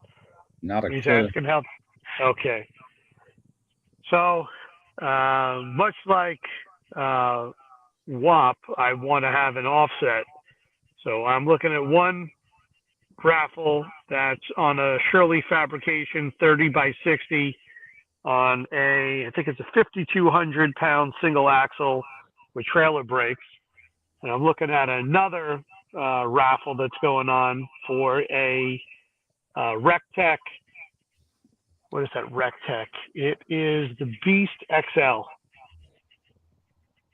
It's a pellet grill or offset. That's a pellet grill. So Okay, one would be a pellet grill, yeah, which would be a grill and smoker, and I would probably just put that up top on the deck up there, not down here. I want it up there with the gas grill, so it's a lot easier to get to. Because obviously with that I need to plug it in, and I'm tired of running extension cords out here. I hear you. Or the other one would be the offset, which is going to take a lot of love and attention to run. Yeah. And here we have Al Lunacy joining us tonight. How's it going, Al? Yeah, you'll eventually be like me. You'll have one of everything. That way you're covered. All set, pellet grills, whatever. Yeah, you're right It about never that. hurts to have everything. Yeah, I've got Hey, do you have one of everything?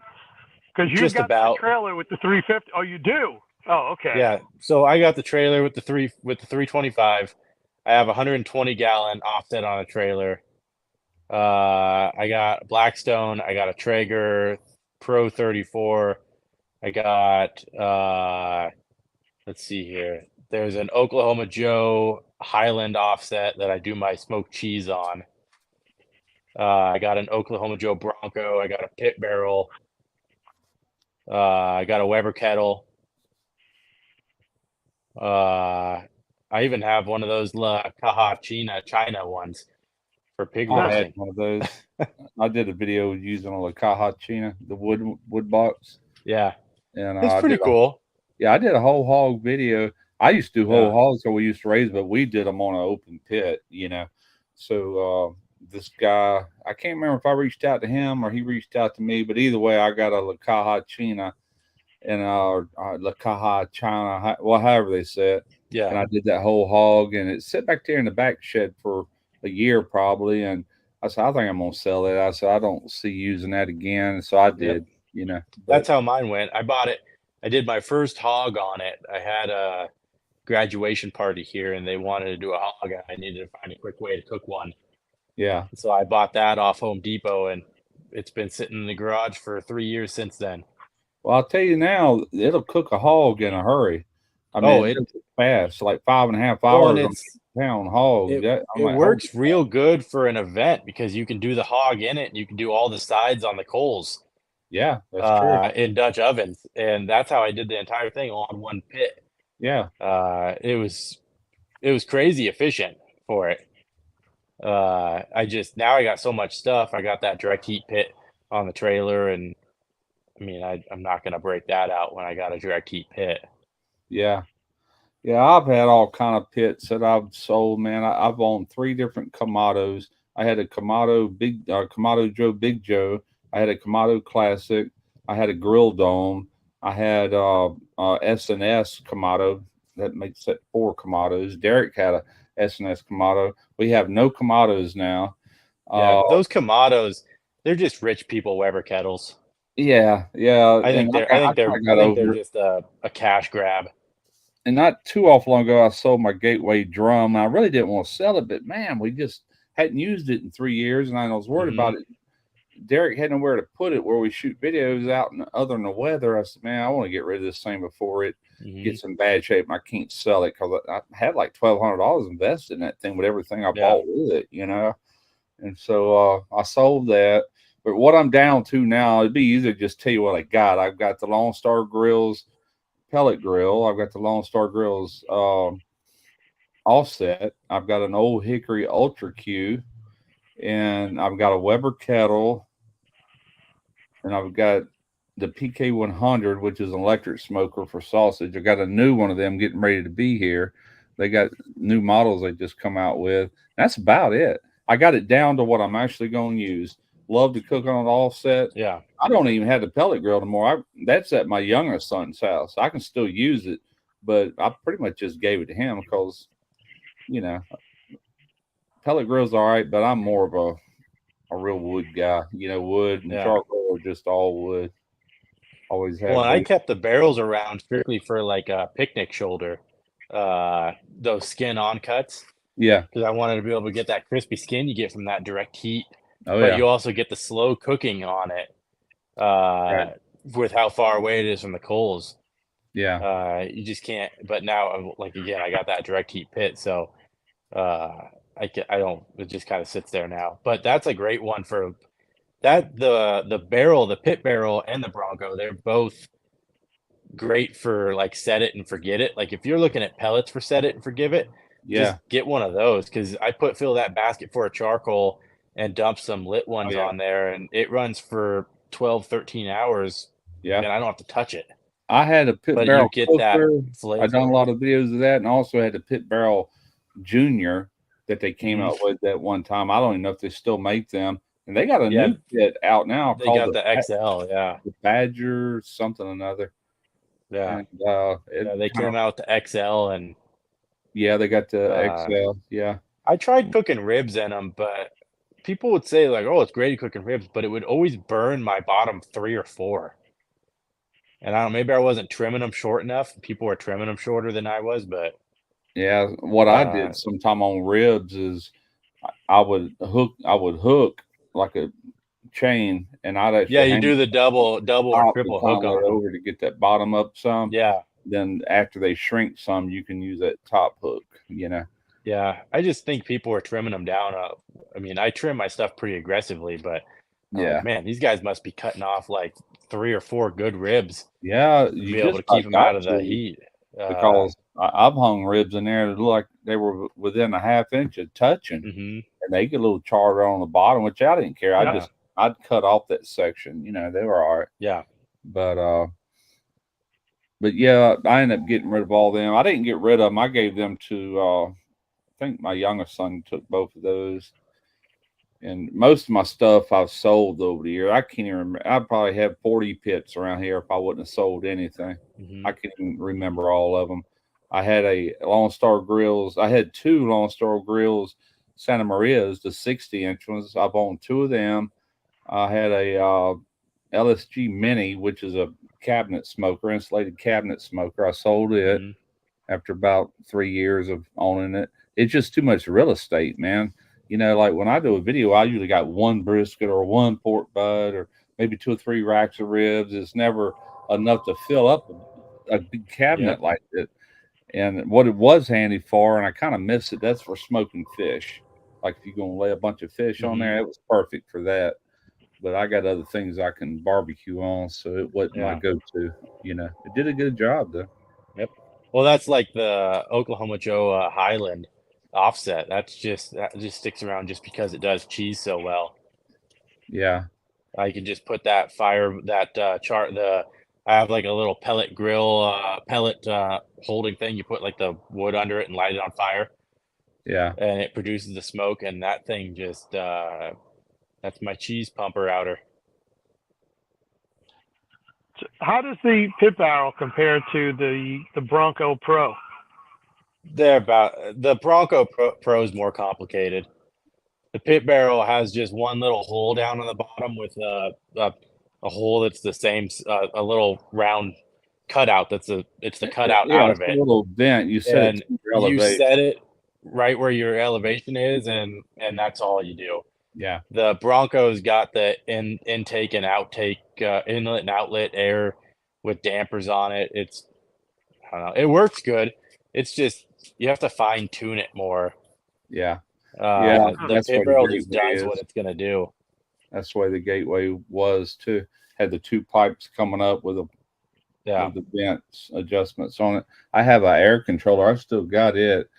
One of the things on that gateway though, I replaced it with the one that come with that air controller, and it has a little Mhm. motor and it'll maintain your temperature for you. Yeah. Huh. Yeah, I have one of those billows. I think it's the ThermoWorks one. Yeah. Yep. I got one of those. I've used it like twice. I don't know. Yeah. I just prefer to manage my stuff myself, I guess. Yeah, that's made by Smart Fire. It's down here. Then right here, I've got the controller for this is over at Derek's because the controller is actually just a thermometer that hold up to 6 pros, but it also runs this Fireboard air controller. Fireboard. Yep. Never used it.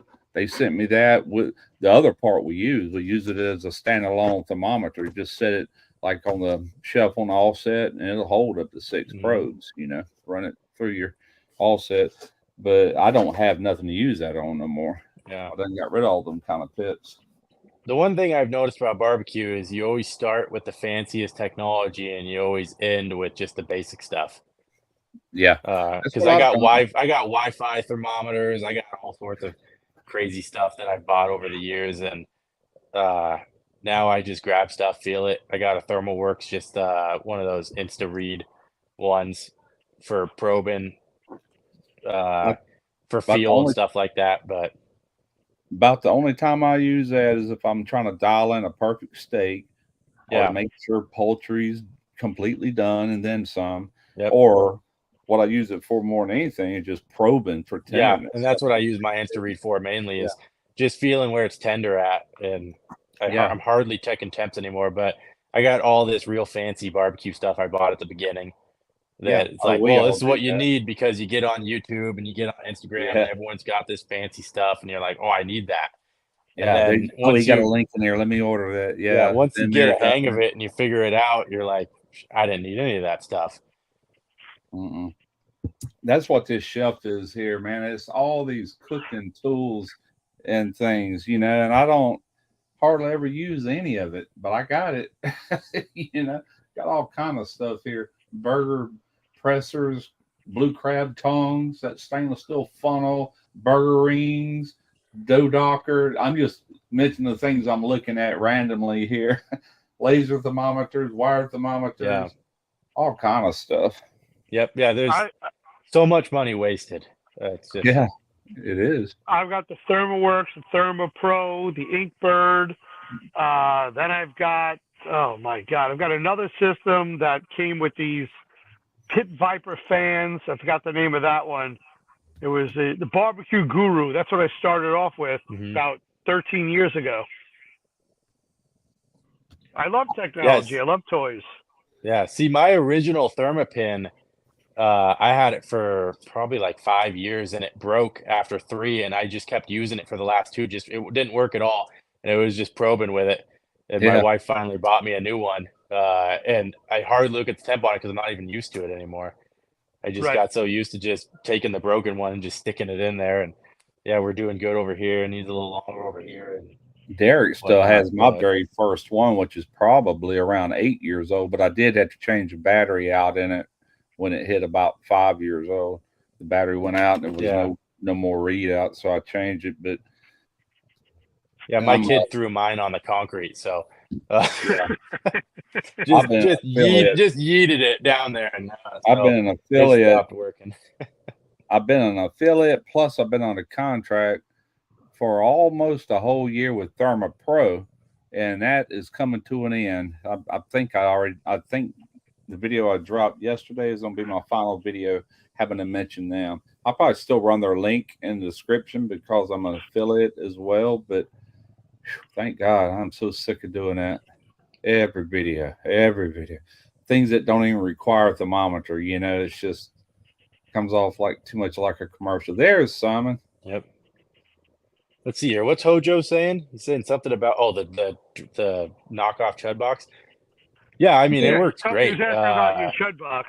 Yeah, it works great. It's I put in like right now I'm just using charcoal on it. I just actually last weekend cut out a burn barrel for it. But it's 2 chimneys of charcoal and I can rock 300 for about 2.5 hours. And then I got to put in 1 chimney of charcoal split between it to get another 2 hours out of it. I forgot to mention, you said Chud box. I got that Pits and Spits adjustable flat Yeah. top grill that's built a lot like a chud box. I forgot to mention that when I told you what I'm down to. Yeah. I've got Yeah, the that. chud box, the knockoff chud box is great. I mean, it's pretty Yeah. easy to build. I just ordered some stuff from a metal place and bought myself a welder and started going. There you go. That's all it takes, man. Yep.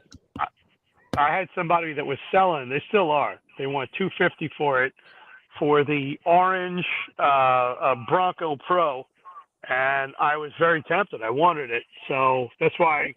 Before I go ahead and put the money down and take possession of this thing, I heard it's very heavy too. I want to know a little bit more about it. Since I already have the Weber Smoky Mountain, and I'm able to use that as a direct heat cooker. Oh, I see What's up, guys? you got a. There he is, Mr. Al Lunacy. What's up, I Al? knew Hey, he'd Al. make it tonight. You got Same the. old ranch water. What do I you call gotta that? go grab a beer real quick. I'll be back.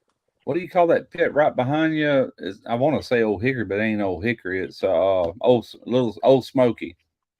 That one right there, the Old Old Smoky. Smoky. Yeah. That's one pit I've never gotten, but I want to get. I just want that here for around the house. I got a Weber here, but I'd like to have one of them Old Smokies. They don't cost much either, do they? When they were on sale, it cost under $70. What's up, Simon? That ain't bad. I NBL? like that one because it's got the longer legs on it. Well, I added those legs on.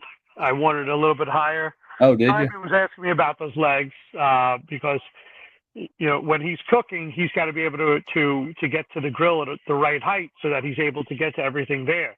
Yeah. I think that this is the perfect height for him. I'm going to take a walk over there. Hopefully you guys can see me. I'll get the other camera going too. Give me just one moment. Okay. Hopefully this will help when I stand up. So from a chair perspective, hopefully you can see this. This is the type of thing that if you're sitting to maintain this, Oh, that's perfect. it's the perfect height. You're right here. You can get to everything. Yeah. With the shorter legs, it's going to come down at least another 4 to 6 inches. So Yeah. these longer legs for somebody like Simon, this is perfect. Or even if I wanted to just sit here in the chair and cook, have a conversation with you, I could be right here at the perfect height. I'm able to get to both cameras. You guys can see me, and I can see you. Well, are them legs built by Old Smoky, or is that something you did? No, these legs are built by Old Smoky. I'm not a fabricator in any way. Okay.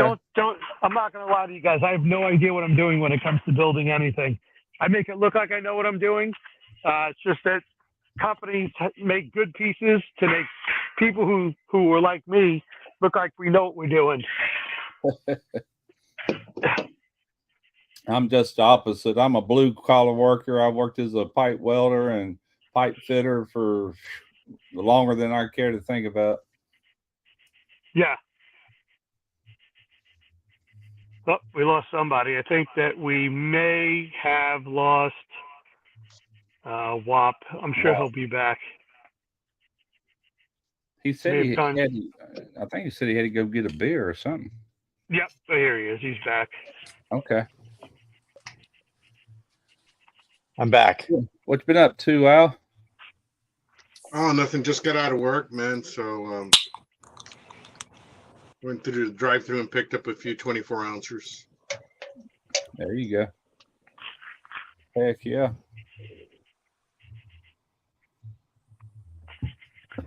Yeah, it is time for another beer. Yeah.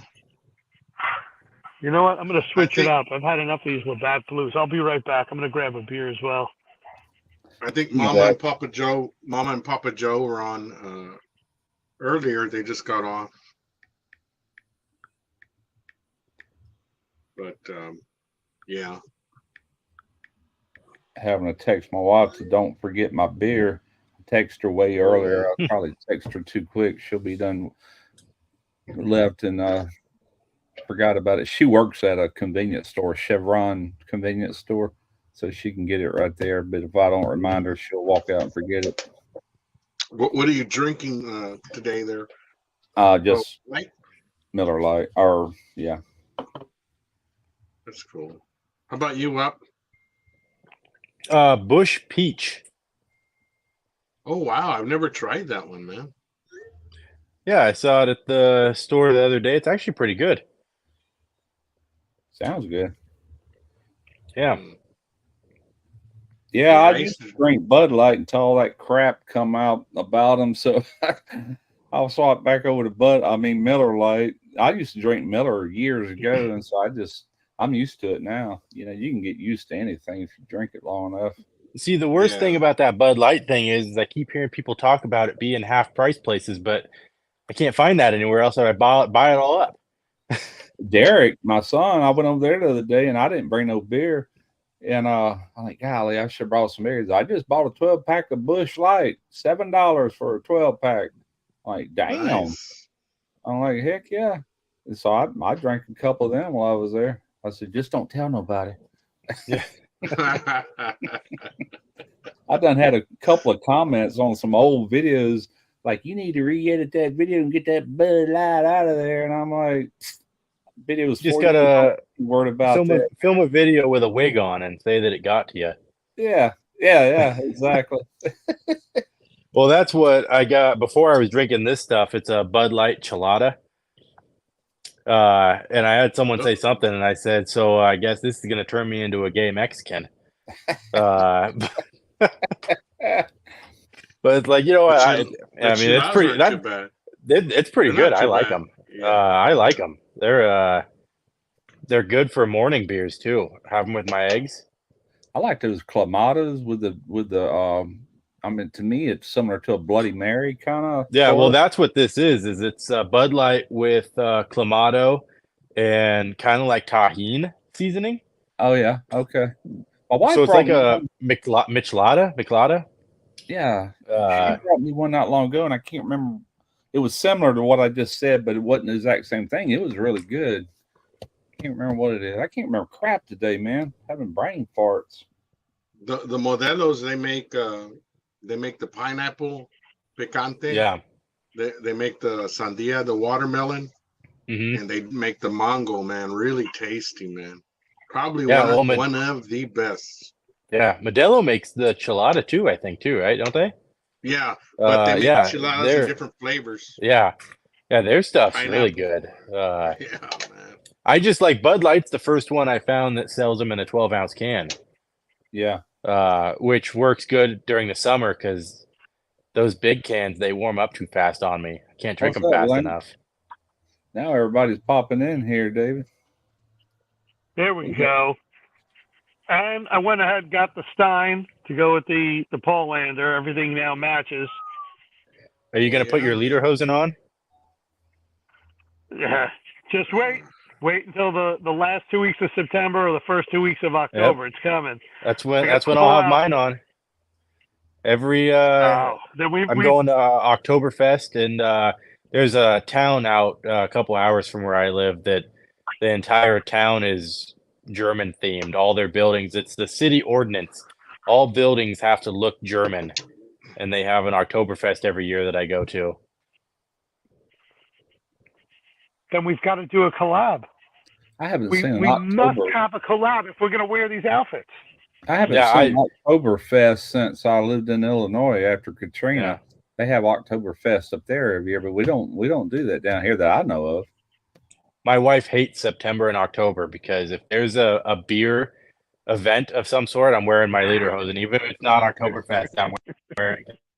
What they have here every year in October is called Cruising the Coast. And it's a bunch of old antique cars, classic cars, and they come from all over the states, and all they do is cruise down the beach on a Highway 90 from like I guess that would be Long Beach, Bay St. Louis, all the way back across the state, all the way to Pascagoula. That's an annual thing. No, Oktoberfest is big in New York, New Jersey, Pennsylvania, Connecticut, Massachusetts. A lot of we get down. We get dressed up. A lot of drinking, a lot of eating.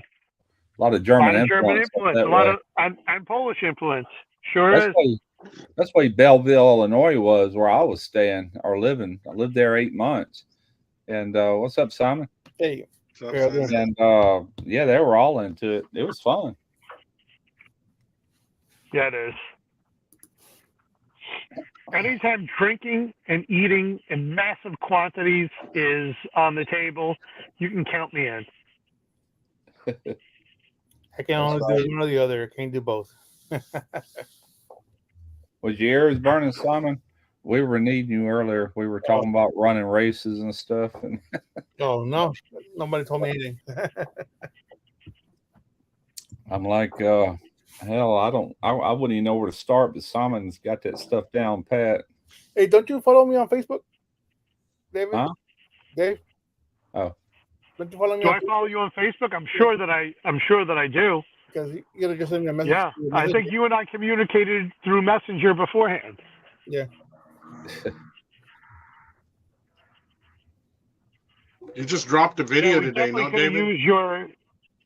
I did, yeah. I dropped the video today on the what was that? The chuck roast. Oh, okay. So, are you doing your And then editing again, or somebody doing the editing for you on that one? No, somebody does the editing for me. They did the editing for the short, which is also the reels, and then they did the edit on the long one, which was on the chuck roast. Oh, okay. Do they do your thumbnails too, or do you do that? No, they do that. They tell me what to take pictures of, and then I send that across. Or they'll take a shot and just export it. Okay. Right. Do you know this person, or is this just a company that does it? No, it's a company that does it. Okay. I've had a lot of people reach out to me, wanting to say, we'll do the first one free. That way you can see what kind of work we do. And I'm almost tempted, but then I'm like, man, I'm like, if I had to pay you for every video I edit, I said, you're going to cut deep into my profits. I'm like, I just can't do it. I said, I'll keep doing it myself. I said, if I ever blow up huge one day, then we might talk about it, but that ain't never happened yet. Yeah. It's sad because, you, Russ, it's a different story, but for us smaller channels, the profit ain't there at all for us to hire somebody. I mean, if you're doing it because you like, it's a hobby. Sure. But right now, I'm at a stage where my Amazon storefront is making as much or more money than my fucking YouTube channel. Yeah. Yeah. Well, that's a good thing. You got some money coming in. Mm-hmm. Oh, thank you for the de nada. I hope that squash bark you let me give me some input, because that's just the first version of it. But I send vodka rub to Mike, so Mike should be posting something on that, and he just kept saying he really liked it. Mike Brown? Yeah, Mike Brown. Cool. I used remember when you were here with Rick? Yeah. We used that vodka rub that I had here. Mm-hmm. It got put away, and I couldn't find it. I found it like a week ago. Oh shit! So it was still good, but okay. I figured I'm gonna use it up because it's been there for like 3-4 months now. Yeah. Well, I made a pork butt this past Saturday, and I used that as the rub for it, and that thing barked up really nice, man. I'll have a video on that in a couple of weeks. Yeah, I like doing that. Of course, you always add, when you shred the pork butt, it's always good to add your last seasoning once it's cooled, right? But and I like doing that. I did the same the other day. I fried some bacon, and then I cut some onions, some red onions, and I threw some garlic in, and that fried all in the bacon grease. Then I put some canned green beans on there, and as I was serving the little bowls to my boys, I was topping it with vodka rub on top. Yeah. Oh my God, man. So my boys, they're like me, dude. Anything that's green, I love like spinach and all that, but man, it only takes like 30 minutes and I'm running to the toilet, man. Green doesn't stay in me. I don't know why. If it's green, your colon is clean. Yeah, that's good. The good kind of roughage. Sure. Nah, I had way too much roughage for a It's week. like colon doing that, and whoop, it's time to go. So for on your baka rub, what I did just to have enough rub, I did my own SPG that I use for briskets because I like it because it's I use a bigger grind of a pepper. So I mixed it with that, and it was enough to cover. And I had some left over, which I put after it was cooked and pulled. Oh wow! Yeah, so yeah, man, I used the whole thing. A combination. Awesome. Yeah. Awesome. Well, if you're doing a video, can't wait to see it, man. Yeah, I will definitely. I still So the difference here on the one I sent you, it's the same formula for vodka rub, except you're gonna, if you smell it, give it a smell. I use smoked paprika versus regular paprika. Okay. So you're gonna immediately see that you're gonna think it's a different rub, but it's not. It's the same. It's the same rub. It's just I used smoked paprika. You changed the paprika. Well, I mean, it was still. I did taste the squash bark, but it was just like out of my on my hand. So I like it. I'm definitely gonna use it on beef for sure. Yeah, it's an SPG, but like with additional spices. Yeah, I mean, I really like it. I will definitely get some feedback out to you. Yeah. Yeah, I'll send out some more soon. I had an order that I had to ship this week, and then I got I'm all out. I got to make more, but if you guys are up for it, man, I'll send you guys some, and if you just give me a little bit of exposure there. I'm gonna expose you. Dude, they haven't put any Piedmontese fajitas up anymore, like the one that I took over. Yeah, like I said, the only thing I saw that something similar was that the hanger steak.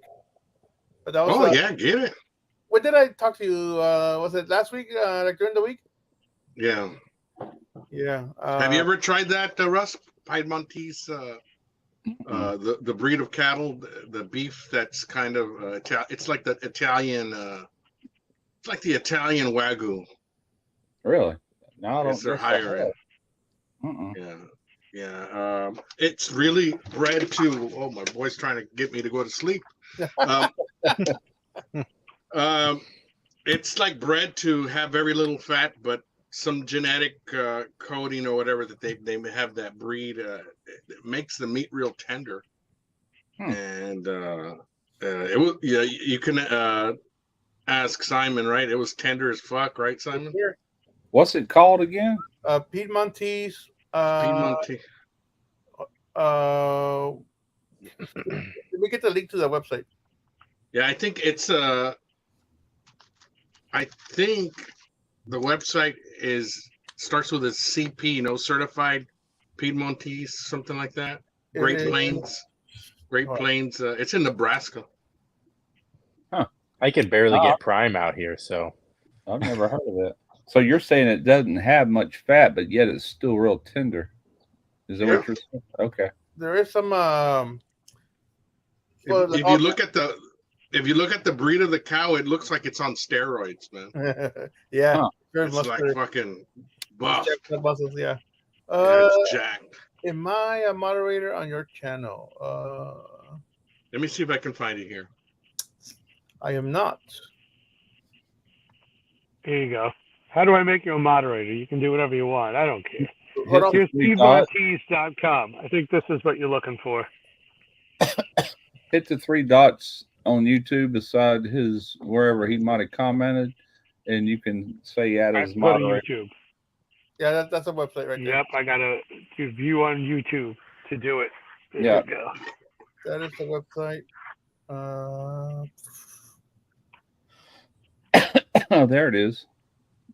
Piedmontese. I have heard of that. Yeah, you have? I have. Now that I actually read it, yeah. Let's see here. Dry Pays. bone-in New York strips, $149. And Real in the you'll past never believe few- when I got that fajita. I have a friend that's a butcher. I had to travel not too far, about 20 miles, and he called me up and he says, "Man, I got several cuts, man. The owner let me have about 50 pounds. You can have half if you want 25. I'll let you have it for $5 a pound." I'm like, I'm there, dude. So they have a flat iron steak for $38. Oh no, this is a 4 count for $38. You always got to be friendly with the butchers, man. You always got to make small talk and shit, man, because you never know. They'll hook you up, dude. Oh, they have skirt steak. Yeah, that's the one. That's the one I got. The skirt steak. Yep, 16-ounce 4 count is $59. For how much pounds? 16-ounce, but you get 4 of them. 4 16-ounce steaks. That's not bad, actually. No. That term I was trying to think of earlier, David, on sausage is case hardening. You know, Case from hardening. Correct. it gets Yeah, hard and dry. not when it dries out. Yeah, Not the dry spot. You're right. yeah. I'm gonna save this link, bookmark it, and I'll look at it in the morning. Yeah, I bookmarked Have that. any of the rest of you made Russ and I started this off talking about making hot dogs from scratch. Have any of you ever attempted to do that yet? Not yet. I've done it No. a couple times. Yeah, okay. Really? Seen plenty of videos on You it. have. So like, what are your? I mean, in my mind, I'm going to tell you 4 brands that I really look for in a hot dog if I'm going to make it, and I really want to make it to be good. Of course, Nathan's, Hebrew National, Porter Road makes a fucking awesome hot dog. Porter Road, and the last one is Sabret's. Is it Sabret? Am I saying it right? Sabret's. Sabret's. You're right. Yep. Yeah. Sabret's. Yeah. Those 4 are my tops, but I can't get Sabret's down here. I haven't seen that in forever, man. That brand. Wow. But the Hebrew National. We have. I'm a little bit more potent than the Hebrew Nationals. A little bit more potent than Nathan's. Nathan's like a perfect balance. I even put Nathan's in my beans, dude. It's fucking awesome, man. Nathan's is good. Yeah, that's my go-to when I'm buying something. Yeah, me too. But I'll tell you, some of the best ones I ever had, and they're about that long. That's from the Vienna Sausage Company. Vienna Sausage. Oh yeah, from Chicago. Yeah. Oh man, I bought a box full of them one time. That was the best tasting, natural casing, all beef hot dogs ever. They had it seasoned perfectly. It's really good. That's what they make those Chicago dogs with. I love the fucking Chicago dogs, man. But if you look at the price at Amazon, oh my god, all the Vienna brand products, you know, the fluorescent relish and the sports peppers and all that. I went to their website. I did a Chicago dog on my channel way back when I first started YouTube. It's in the place I was living when I first started. And I ordered a kit that came with a box of those dogs that come with the poppy seed buns. I've seen the kits, but they're pretty penny now, man. Oh yeah, that was 11 years ago though. You know, everything's through the roof now, but anyway, it come with everything, the sport peppers, the relish. It come with everything but the pickles and the tomato, you know. And I use the refrigerated pickles that you get and tomatoes. It's good. How about them? How about that New York onion sauce? That red onion sauce. That shit's the bomb. Tomato and onion. Yeah, that shit's the bomb, dude. Really? When I went to New York, my wife's like, every fucking stand that she was by shopping area, I just like, I'll take a hot dog. I'll wait for you outside, I tell her, and I was just fucking. I love We a good sleep hot better You with a were little down to sausage the in there. dirty water dogs in New York. The dirty water dogs out of the cart. You were downing them. The what now? That's funny. The dirty The water dirt. dogs. Yeah, the dirty New York water dogs, man. They're in water. That's and they what take we them call out. them. That's what we You call know, the dirty water dogs. it really is fucking dirty water, man. I think the guy washes his face with that water, man. He's like, "Ooh." Then Oh. So do you like the skinless, or you like them with the skin on when they snap when you bite into them? That's what I like. I like them both, but the skinless has its place, man. There's different times that you want a skinless, and then there's other times that you want that snap. It I know one depends, thing. man. If you're gonna make your own hot dogs, then Yeah. the skinless is the way to go. It's so much easier than trying to stuff You lamb. you just pull that shit out once it's shaped. Yeah, you can make them as long as you want, then deal with it. Right. It's a lot of work, man. It's a lot of work, man. I've done sausage, but it's fucking a lot of work, man. And that's something that you want to wait till it's winter, man. You don't want to do it in the fucking hot ass summer weather. Yeah, I agree. Dealing with the fucking flies. I got a party I'm going to next week, so I'm making somewhere around 50 pounds of hot dogs. Plus, I got bratwurst and Italian sausage to make. An Italian sausage and bratwurst, that's easy. I can do that any day of the week. The hot dogs, on the other point, that's 100% all beef. I've got to, like Russ was saying, you got to emulsify that down. It's got to become like a paste. Yeah. You really got, there can't be any chunks in that. And then I'm going to be using the, not the collagen casing. Oh my God. Now I forgot the word. Cellulose casing, which is a plastic casing. Yeah. And they're permeable. So some of them I'm going to be putting into the water bath in order to cook them. Uh-oh, she's on the attack. He's trying to get me again. She's I was going to ask you. Sausage party. I was going to ask you, have you tried? I was going to ask you. So, have you tried? You said you tried the Porter Road, right, Dave? No, I haven't ordered anything from Porter Road yet. No, I've had the Nathans, I've had the Hebrew National, I've had the Sabrets. I've even gone as far and had the Costco hot dogs. And the Thuman hot dogs. Delicious stuff. Anything that's all beef hot dogs is what I like.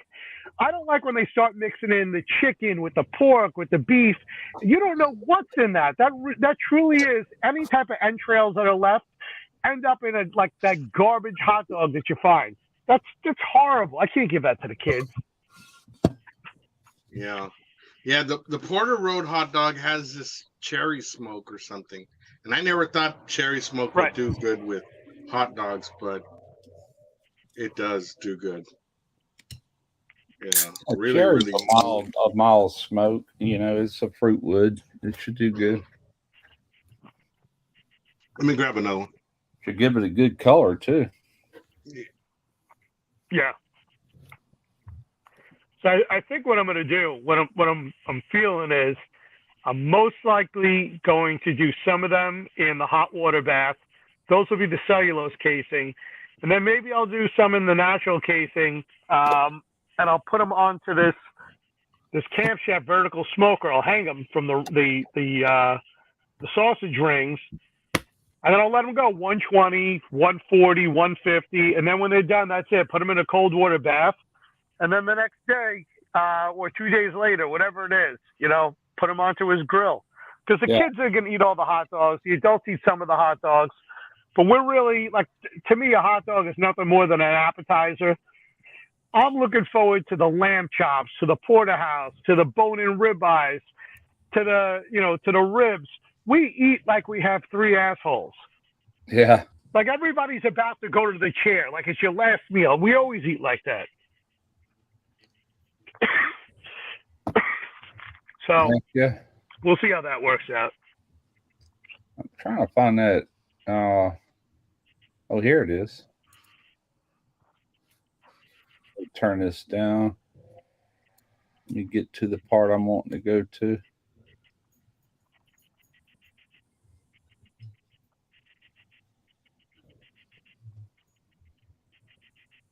What's up, Quint? Can y'all still hear me? Yes, sir. Yeah, we still got you here. I got my finger over the solo layout, so whenever you're ready, I'll make you the big picture on the screen.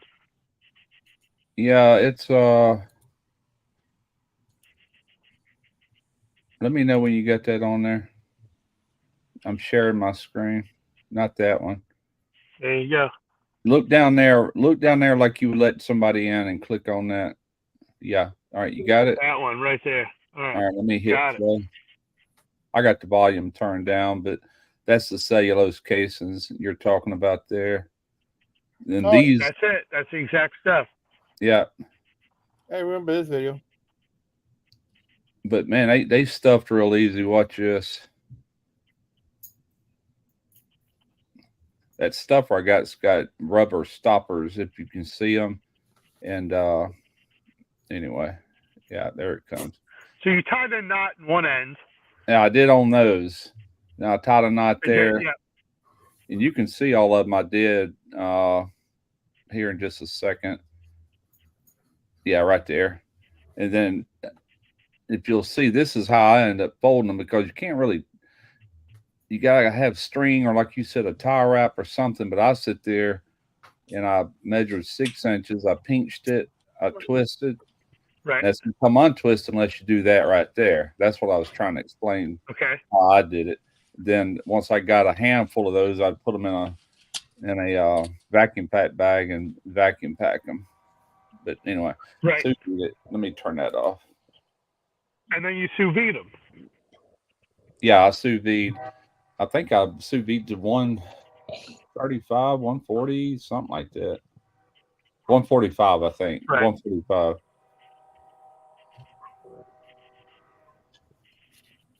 Yeah, that's what I'm missing right now is the sous vide that I wanted to get either from Weston or I was going to end up getting from Made with Meat. Meat Your Maker. I've never really been into sous vide. There's just something about, cooking things in hot water in a plastic bag. It doesn't, I don't know. I guess I have my own fears and connotations about cooking things in a plastic bag. I feel like I'm doing like a boiled bag of rice. Yeah. Oh. Hey, Simon, I was going to ask you, have you been to, you saw that Rick was doing the food truck again, right? Yeah, I saw a picture on Facebook. We should plan a trip out there, me and you, and go visit that fucker. Whenever he decides to go public with it, because that first cook was, I believe, like a private event for the school district. Yeah.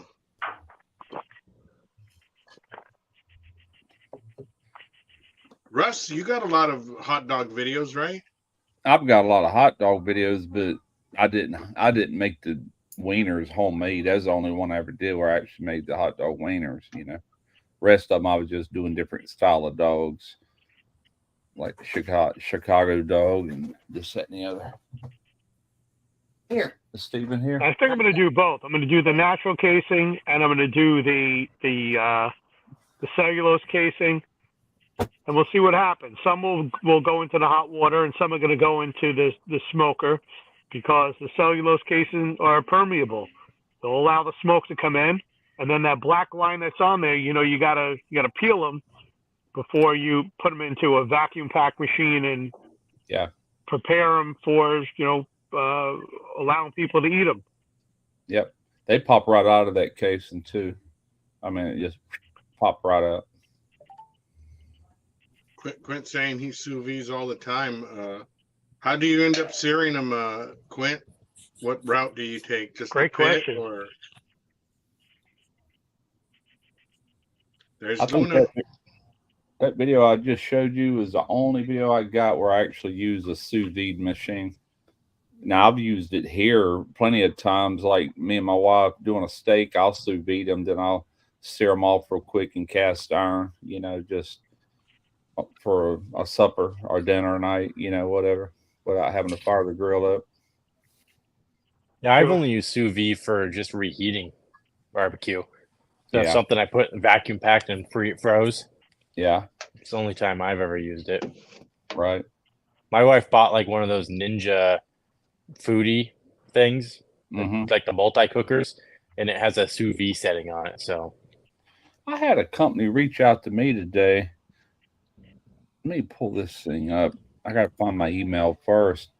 And it had me kind of interested. Is they're going through that oh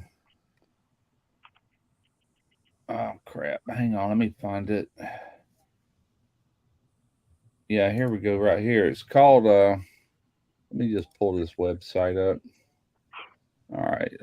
I sous vide potatoes, and I put a little bit of milk and butter and cheese. Oh man, it was the easiest like potato soup type. I bet that thing, would work really good. Yeah, I never thought of that. I bet that would awesome. work really good.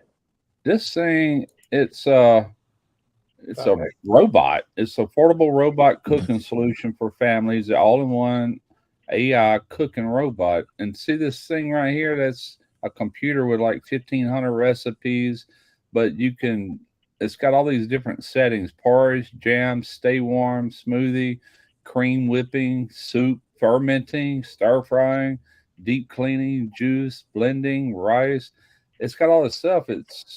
I told him, I said, you got me intrigued a little bit. I'd like to know more about it. I don't want no piece of junk if the thing actually worked. But I said, I haven't seen that before. Get it, Russ, and then if you don't like it, give it away on one of your lives. I told him, I said, I gave him a price. I said, I'll do it for this much plus you supply the unit. I haven't heard back from him.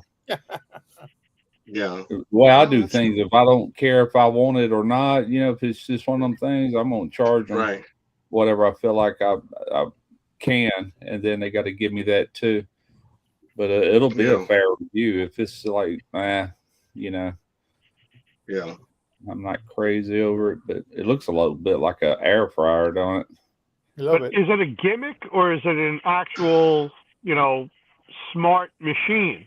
It's I've never seen anything like that before. I haven't either. I mean, it can whip things up. It can ferment things. It can do all these different things. I'm like, that's what has got me interested. I'm like, that thing looks awful small to be able to do all that. But it might not be small. It might be bigger. I don't know. So here's Quinn saying that lobster tails being sous vide is a favorite. My whole fear with this whole thing is, like, you're putting it into hot water. I don't know if it's boiling water. I don't know what you want to call it, but you need a special machine just to be able to regulate the temperature to cook it. And so you're cooking in a plastic bag, and then you're taking it from the plastic bag and then reverse searing it after the fact. Wouldn't it just be easier to take whatever the item is and cook it, whether it's in a cast iron pan or on your grill or on your smoker or however you're going to do it? Like, where is this? What is the advantage? Yeah, what's the advantage of sous vide? Exactly. Because sous vide perfectly holds the exact temperature you're trying to reach, and it does not. You can never overcook it. So you can leave a steak in there for hours after it's met its temp. You can, but I've done that before with a steak, and it totally altered that texture. And I don't go near that long. I'm sure it would. Yeah, it does. But like restaurants use it to be able to hold their food for service, and then you put the sear on it when it's ready, when the customer orders it. Yeah. It's what Brent's saying, he says one thing to remember with sous vide, only salt, butter, and herbs will penetrate the meat. Add other spices before searing. So I didn't know that. I think I added a little bit more than just the herbs and the butter and the salt, the pepper and other spices. I just saved the juices in the pack, and after I seared it, I just rehydrated the steak. You know what I mean? It was fucking awesome, man. Yeah. I Best think my fucking phone, steak I've had. my phone is listening to the conversation because now Facebook is showing me a sous vide ads. One thing you can do with them too, like if you had, let's say you want to make homemade mayonnaise, but yet you're scared to eat a raw egg, you can pasteurize that egg in a sous vide bath to where it's safe, but yet it still is not cooked. You know what I'm saying? It's just been pasteurized. Is that the one you're looking at, Simon, or what? Google do that. Huh? It just came up on my Facebook feed. Oh, because it's probably hearing you. Yeah, hearing us talk I about have it. my phone on. I was scrolling and turned on Facebook. Like that's the first thing I saw. Hey, Sal, What? what's going on? What'd you say, Simon? What's that? What'd you say on Facebook? A sous vide machine. Oh, imagine that. Hey, let me ask you this, man. Ask you guys this so I can brainstorm off your ideas here. I got to do a panini type video for. I'm still doing the Vivor thing, man. They keep sending me stuff, and and they sent me a panini press. I got some leftover barbacoa that I have in the freezer. But what other thing would be pretty cool to do like a panini type sandwich? Do your version of a Mexican torta as a panini. Do you got you got the ridges on it, or is it flat? It's both. It has you can turn them over and it has the ridges, and then it has the flat on both ends. You could turn it to the flat and do Cuban sandwiches, and you can also do quesadillas. I'm telling you stuff I've done with mine. I bought mine. I bought a high dollar one. It came from a restaurant supply house, and it's heavy too. Good God! But at any rate, what else have I done? I've done some shrimp quesadillas, and then turned around and did some skirt steak type quesadillas. I've done Cuban sandwiches with it. And how would I do a Cuban if I'm gonna give a take on? If I'm gonna do a barbecue take on it. You can do homemade flour tortillas, press them and cook them all at the same time, or get them to where they'll hold their shape and won't shrink. If you put like a flour tortilla that's not pressed into a skillet, it starts shrinking and getting thicker. But if you do it at press, it'll cook it enough to where it holds that shape and it's real thin and pliable. Then you can warm them back up later. When I do my Cubans, I do like a smoked ham, so not like the cured ham, just a smoked ham that you just buy from the store. But the other day I did like a panini version of a brisket banh mi. Oh, I love banh mi. And that was super good. So it was. I used the French bread on it and did the panini press on there and get that nice crispy outer crust on there and flatten it out. And that was super good. Let me ask you this, Wap. So on the Cuban that you did with the smoked ham. Mm-hmm. Did you sear it before you put it on the sandwich? So on that I did not. So that one, I took the bread, toasted it on the inside, made the sandwich, and then pressed it. Okay. To flatten it out. Did the butter on the outside, pressed it to flatten it out. What do you think, Sal? I got to do a panini video, and I'm taking ideas. I have no idea. I was gonna actually go back to the sous vide conversation, but the panini conversation is way much more interesting. But I have no input. I have no experience in that whatsoever. Okay, so let's go. If I do I smoked the barbacoa. I did beef cheeks. So I did some in brisket form, like Central Texas style, and I sliced it in brisket form. I'm a South Texas guy, so we're not used to beef cheeks being sliced like brisket. You know what I mean? We're not used to that. That's not the way barbacoa is made. We're used to like shredding it and eating it. So I have that left over. It came out friggin' awesome. I haven't released that video yet, but I did beef cheeks. Well, you do like a panini de torta. Yeah, if I do a panini type on beef cheeks, what could I put on that? Well, I've done a sandwich before with like, it's kind of like a corn dip elote with brisket. Okay. So it's more of like a spread that's like an elote spread that I But did is with the some brisket elote and pressed it. is the elote smashed? Is the elote Yeah, smashed? so you put that in there with it. So you put that in with the brisket and smash it in the panini press. No, but I'm thinking if I'm gonna add something with elote, let's say I'm doing some type of cheese or some type of whole cheese with some elote that's been smoked or something, I can do it with the pestle and mortar, the molcajete. You know what I mean? Yeah. And then make some type of spread with that. What do you Well, guys? well, now that you said that, why don't you take, all the ingredients of some Mexican street corn, right? Get your corn, you add your different cheeses, your mayo, and that could be your spread. Yeah, and that's what I like it's like a corn dip elote that I spread down on it. I like hit it up in a food processor. Make the elotes like I normally would, put it in the food processor, hit it a couple times, it turns into a kind of pasty mixture, and you spread that on the inside of the sandwich and put the brisket on there. And that's pretty good. That sounds good. Dude, it's like brisket elotes on bread. Yeah. Yesterday, we were celebrating my boy's birthday, and we went to this place called Frankie Flaves. They gave me some dumpster tots. Let me just explain real quick. I'm doing a short on it. It's tater tots, of course, deep fried.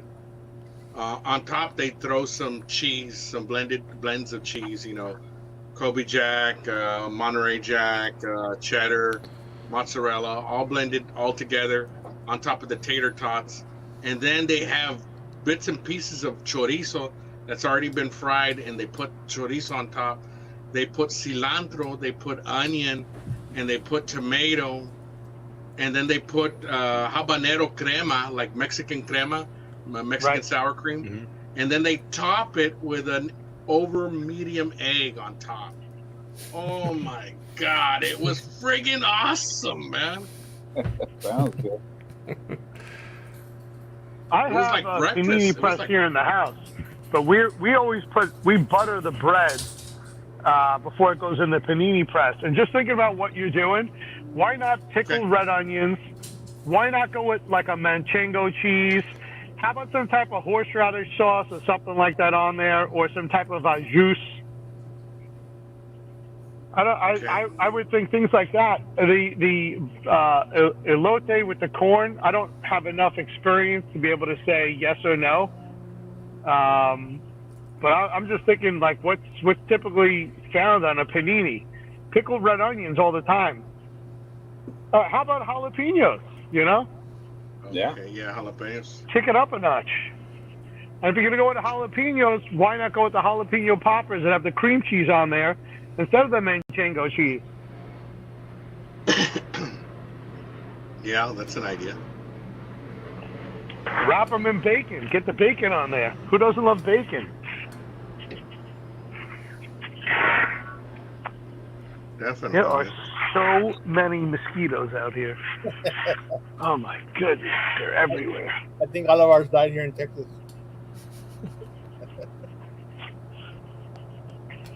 So I kind of want to get back to that sous vide conversation. I did have a question. Maybe somebody in chat or one of you guys could answer.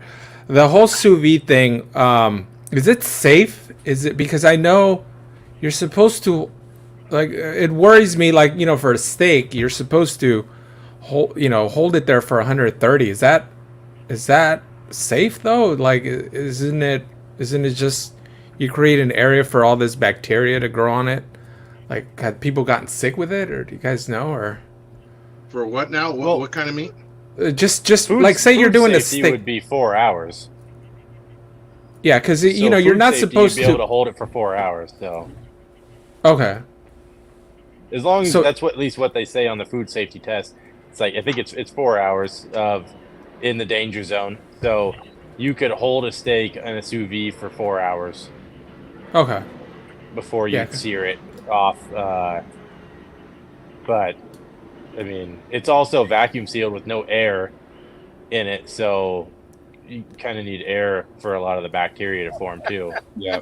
Yeah, and I guess you would You'd have to the hold it bacteria at the bacteria that would be on it would be on the surface of the steak, and you would Yeah. end up searing it anyways. Yeah. But I'm thinking more of like, you know, the blade tenderized meat, you know, that you get at Costco. You know, I would think it would be a little bit Technically, unsafe because there's stuff in there. Technically, you're not even supposed to cook that It stuff is. to medium rare. You're supposed to cook that stuff to the 145, I think. Yeah. Anything that's tenderized, because of the blades putting all that bacteria from the outside on the inside. Yeah. Yeah, because bacteria is like on the surface of meat, all around the surface. It's all over us. It's all over everything. But inside that is sterile. So when you, like, if you want to grind your own burger meat or whatever, well, you're taking and you're grinding that surface along with everything in the middle, and now you got bacteria all in your meat. So you better bring it up to a safe temp and make sure that bacteria is killed off. And I had an ex-wife, she'd take a fork and sit there and poke holes all in her steak. We're talking about ribeye. And I'm like, don't do that, because she liked to eat it almost raw. I said, you're driving all that bacteria down inside that steak doing that, you know? I said, it don't necessarily mean it's bad bacteria. Chances are it's not bad bacteria, but there's always a risk that it is, you know? Yeah. So, anyway, she didn't die. Well, just keep antibiotics on standby. Eat a steak, take an antibiotic. You'll be okay. Just go get some penicillin over at TJ. Yeah. Exactly. But that's the sole reason, you know. And go visit Adelitas while you're there. That's why you need the penicillin. That's in TJ. Yeah, hell yeah. I love TJ. I love TJ. I love TJ too. The real danger, though, is not sous vide. That's trying to smoke things at very, very low temperatures. That's ideal situations for botulism to grow.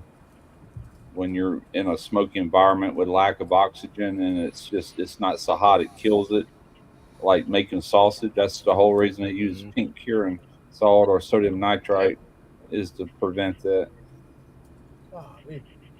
Now, if it's fresh sausage and you're going to grill it at 225, 250 or whatever, 275, you're good, because you're running hot enough to take care of all that botulism, you know. You don't need the sodium nitrite. Hey Sal, I remember in TJ Calle Revolucion, which is Revolution Street in Tijuana. It's a main street. That's where all the bars are at, and they had these taco vendors, and they have these massive amounts of chives or green onion stacked, and that's been grilled, and you just grab as many as you want as you're eating your order of tacos. They must have been the cheapest tacos I've ever eaten, man, because in Texas we don't do, or back in that time we didn't do too much green onion like on the grill.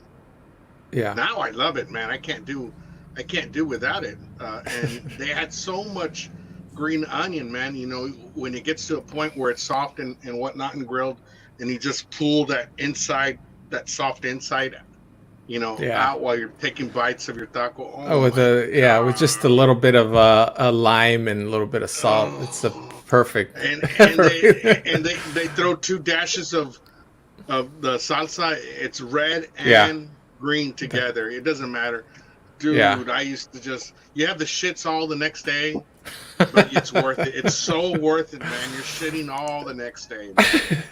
Well, yeah, those street vendors are a little scary just because they're by the street. They're not sanitary by any means, man. Yeah, you see them wash their hands in that same dirty ass, water.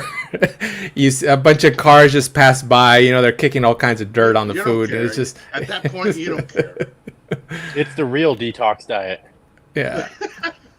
Yeah, it's building immunity, man. That's all it is. Yeah, it'll clear you out. How are you doing, man? Yeah. Hey, what's Latoya Williams? I'm new here. What's up, Latoya? Yeah, so now everything I do when I'm grilling, my wife will ask, or my boys, like, any green onions, and I'll make them. And it's because of TJ. Wait, so Yeah. much good tacos out there. It was friggin' awesome, man. Yeah, I love me I some ate green some of the onion. best al pastor out there too, man. Yeah, that Al that pastor, that al man. pastor is next level stuff. Yeah. Do you have a al pastor video, Al? What's that now? Do you have an al pastor video on your channel? Al pastor here locally? No, I mean in your videos, like your content. You don't have any videos that you've made? For some reason, you guys are cutting off. Maybe let me lower my.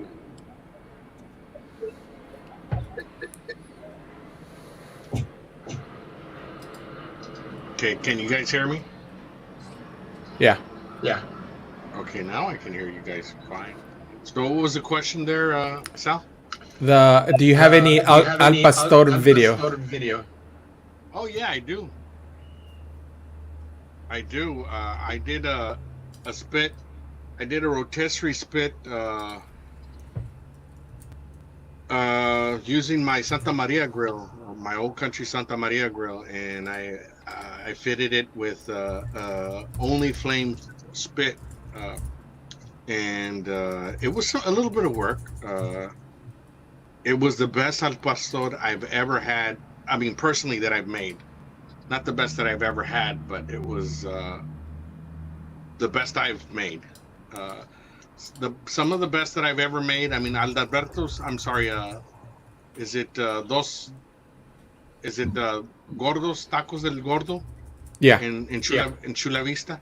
That's good stuff. Yeah. I gotta say, and I hate to say it, but in New York, there's a place called Los Brothers. Oh my fucking God, man! That place is friggin' awesome. I just saw your video, and it really, you titled it "The Best Al Pastor Tacos I've ever made." I did a cochinita pibil way back, man. When my channel first started, I did it in a Dutch oven, but I had banana leaves in there to wrap it all up with, and I put the lid on it. It turned out good. It's tender, fall apart. Some echoing. It might be me because I just took off my headphones. I lowered it down.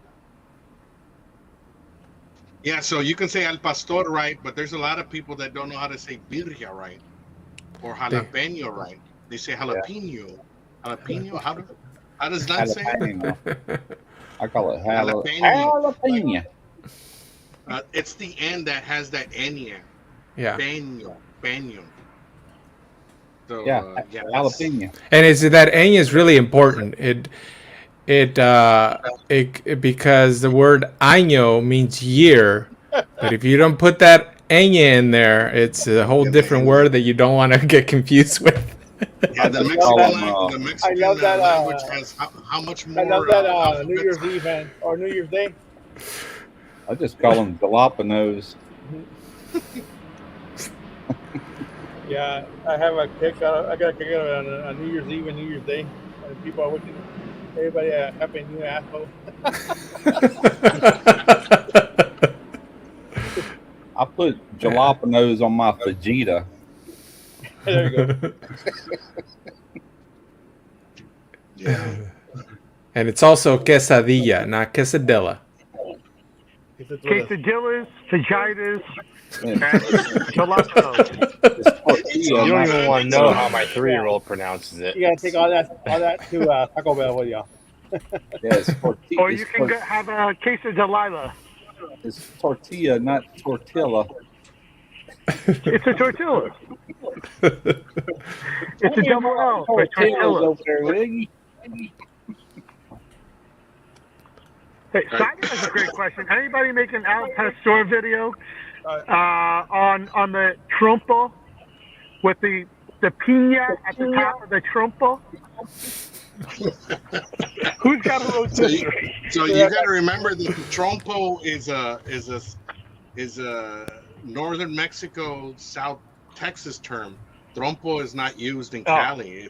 It's called adobada, adobo or adobada, or al pastor in Cali, and in Monterrey, it's called trompo because it resembles a top that you use, when you're playing. Remember those spinning tops that you can wrap with rope?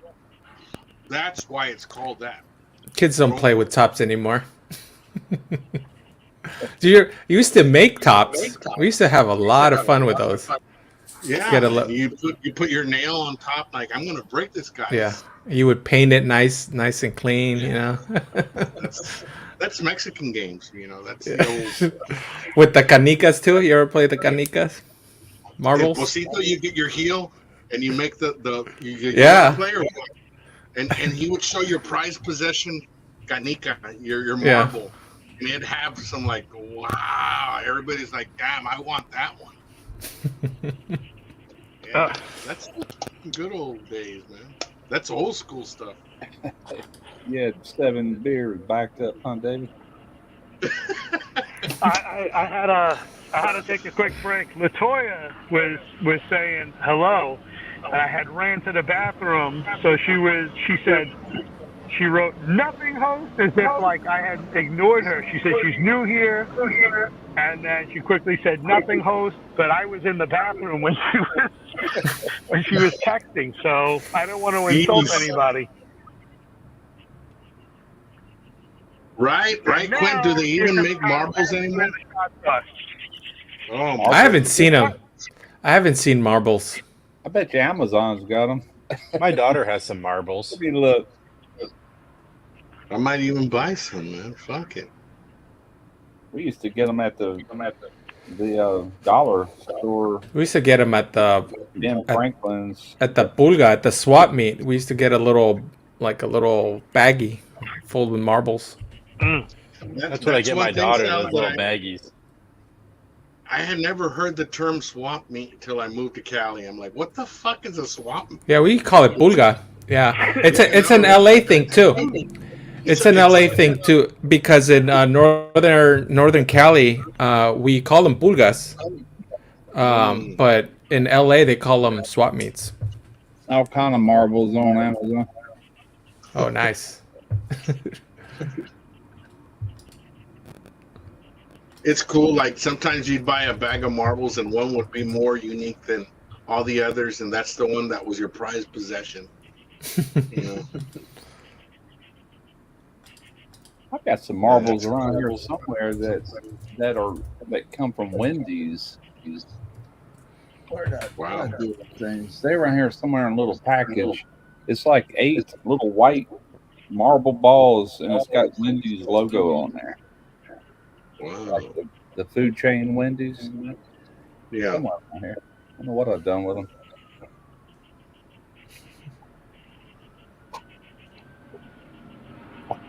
I tear the room apart to find them.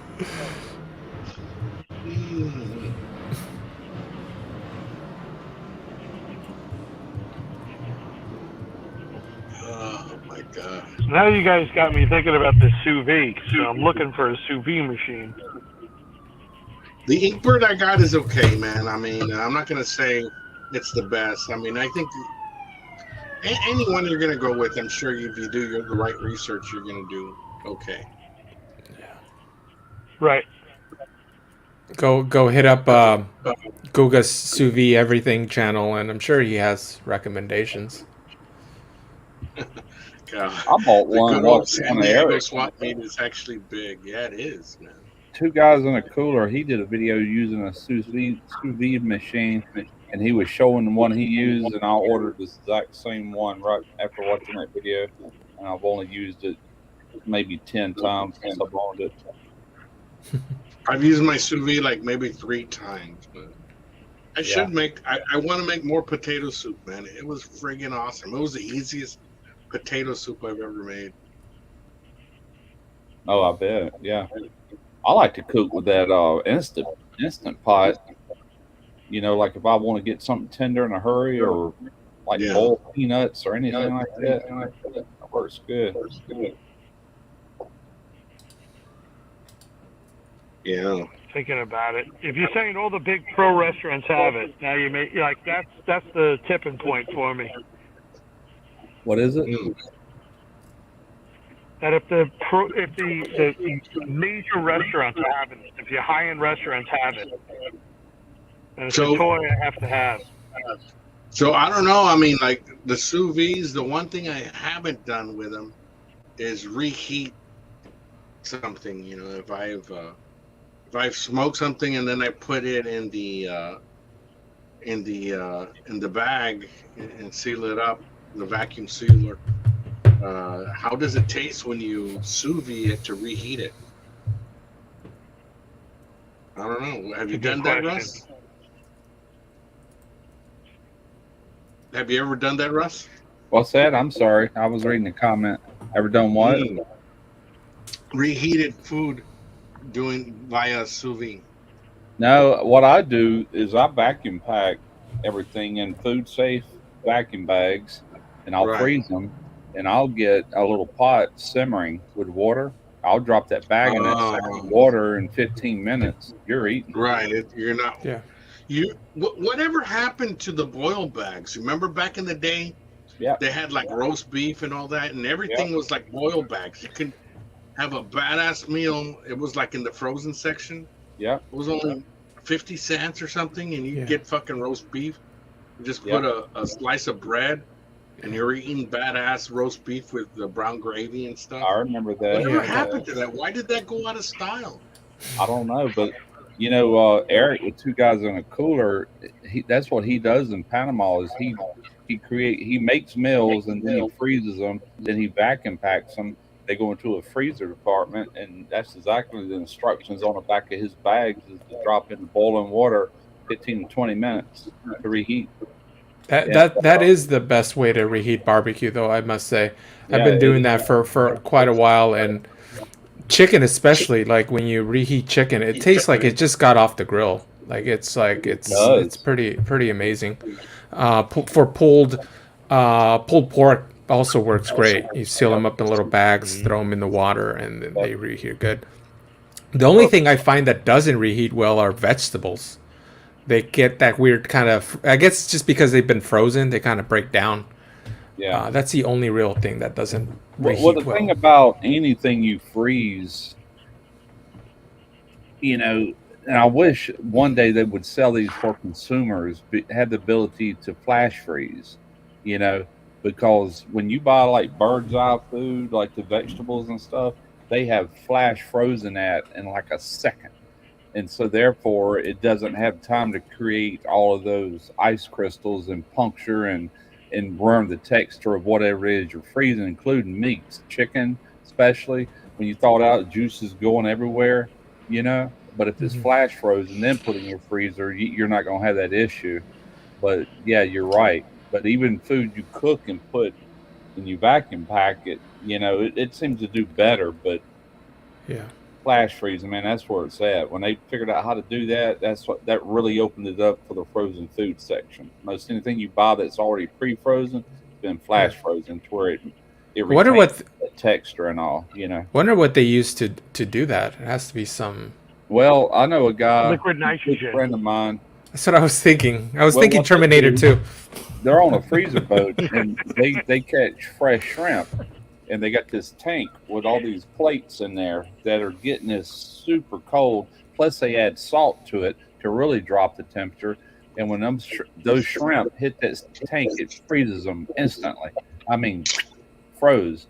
And they're all loose. They don't stick to each other. They put them in these green bags, fill them up, and they put them down in the ice hole down the bottom of the boat. That's how they do it. And I don't know how they do it as far as other food. Maybe that technology shouldn't be available to us, because I could imagine me throwing all kinds of stuff in that thing. See how fast I can freeze. Like I'll throw my phone in there. I know liquid nitrogen freeze it in a second, man. That stuff is like 226 degrees below zero. That's super cold. So who can afford that? You know. You can get it. You need to have your own. I forgot what the name of the device is that holds the liquid nitrogen. But if you have that, the liquid nitrogen is cheap. Yeah, it just if you got it open, it's constantly evaporating. But I know y'all probably seen this on cooking channels. They'll make ice cream. They'll pour that liquid nitrogen over in their ice cream to freeze it while it's turning, Yes. and then all the nitrogen just evaporates out of it, and you got frozen ice cream, super cold. You know.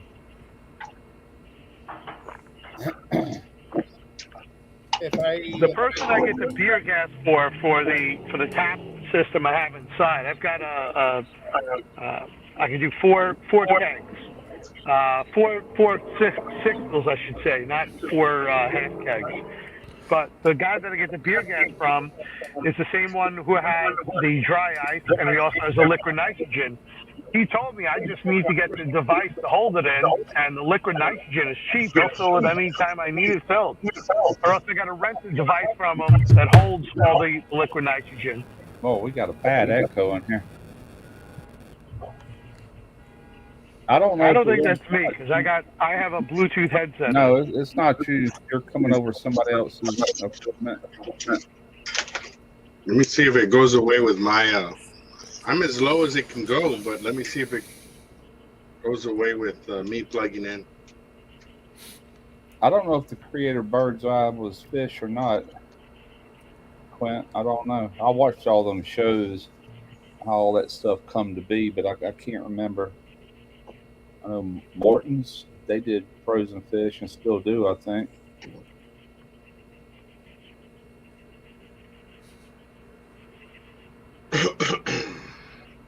Yeah, but one of the worst things you can do, like if you buy chicken that's not been frozen and you come bring it back home and you put it in bags and freeze it, that stuff's going to leak out so much juice when you thaw it out because you're slowly freezing it. It's just puncturing all in that, the flesh of the little ice crystals that it forms. There's nothing worse than chicken juice. Yeah. For real.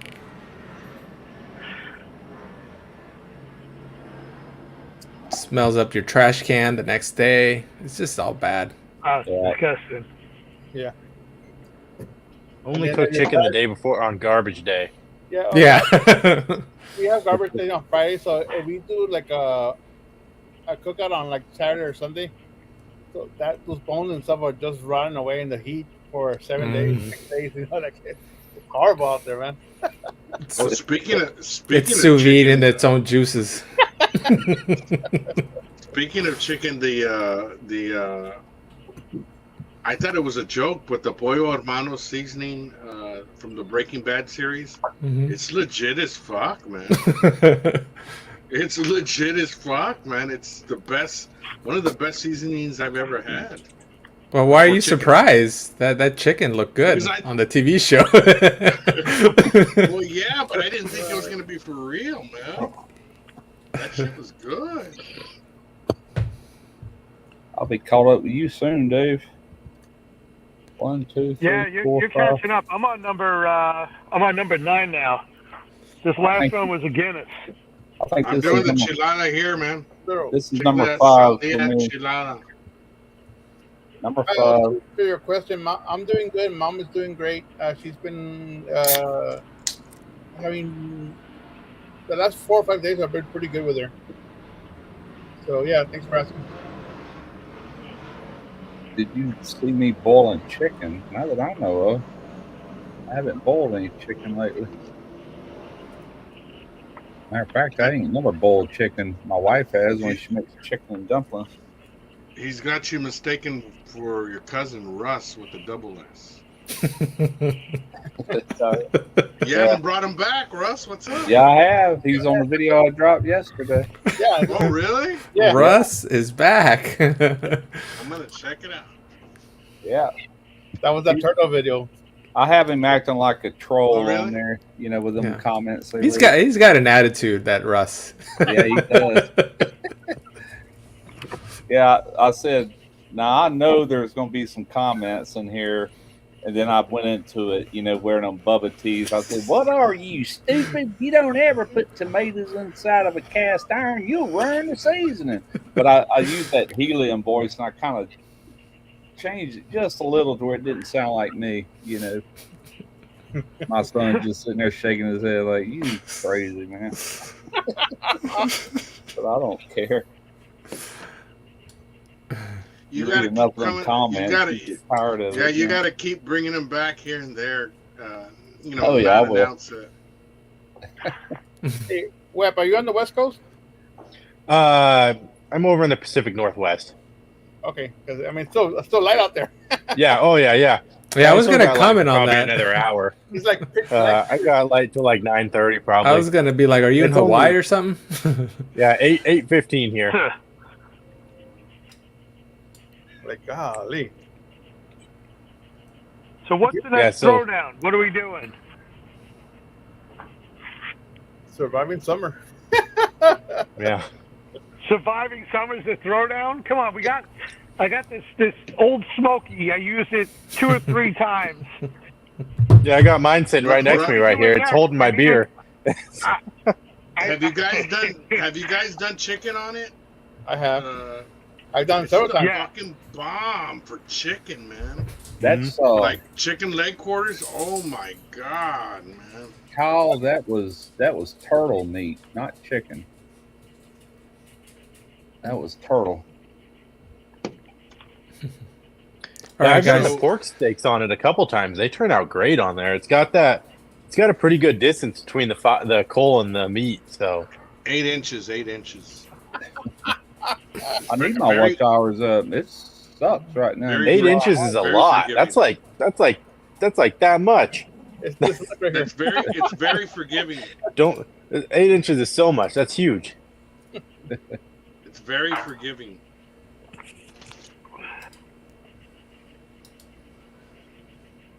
I didn't read. Just next time they go on sale, Sal, get you one of those. They were $68, man. The old Was it on Amazon? It was on Walmart app, man. You can't beat it, man. Walmart and Academy had it. Yeah, it was. Nice. I mean, they're not the best quality smokers. Or grills, but there's things that they get the job done. That thing. Yeah, they get the job done. There's things that you can do on that they don't need too much charcoal either. It's like in between 6 to 8 pounds of charcoal that you need. And they get the chicken so crispy, the skin so crispy that it pulls back. It even cracks in between some of the skin because it renders so well, man. On that. My beer can chicken. And you can be drunk and shit. It's the 8 inches is so forgiving. You know what I mean? There can be fire and stuff. I'm like, there's fire. And if you're slow reaction and stuff, there's still time to save that chicken. I mean, it's very forgiving. Yeah. I did rack of ribs on it too. Did you do those just with the coals on one side, or did you do it like snake or? No, it was all banked on one side, and okay. So I started them over the coals, on both sides, flipped them over, and then when they were starting to get good, I put them off to the side, and just let the heat cook over. Yeah. Well, I like that there's 2 vents on top too, so you can move the air how you want it to go. Yeah. So you got the coals on one side, you can open up the vent on the other side, versus the Weber kettle that you just got the one air vent. That's only on the 22-inch. Yeah, which is what I have. Yeah. On the 18 and the 14, you won't get that. So that's why I always stress. Yeah. That's why I always stress to people that are considering the old Smoky, don't buy the 14 or the 18. Get the 22. It's not much more. No. You can put a whole 10 pounds of fucking chicken leg quarters on there, man. Yeah, you could cook a lot on this thing if you wanted to. Yeah, I was thinking I can do 4 beer can chickens on it. If I get that little stand, I can probably put 4 there. Well, that's the other nice thing about it is the height of it. Is you can like my Weber. If I want to do a beer can chicken, you can only do it right in the middle, and so you can't do like indirect heat on it because you only got it right in the middle. because that's your height. Yeah, the only thing I haven't done on it is the snake method on the old smoky. You know, where you line up, all the charcoal around the edge. I did. What did I do? Must have been the beer can chicken. I put a aluminum tray in the center with water, and I put all my lit coals around it. Yeah. Do the snake method though, using or you Yeah, use the snake method. Something I need to mess with. I probably would end up doing that. Yeah, and then a piece of wood chunk all the way around, man. Yep. Yeah, see, I used to do the snake method a lot, but when I got the pit barrel, I started kind of going for that method where you put the unlit coals in there and you put just in an area and you put like 4 lit coals or 8 lit coals on top of it, and it just it's less work. They're both minion methods where you start I it don't and have to it slowly stack them. burns out and down. Yeah. Snakes You the don't have same to do all thing. that fancy stacking. No, I don't do that. I dump that in there and just kind of make a curve.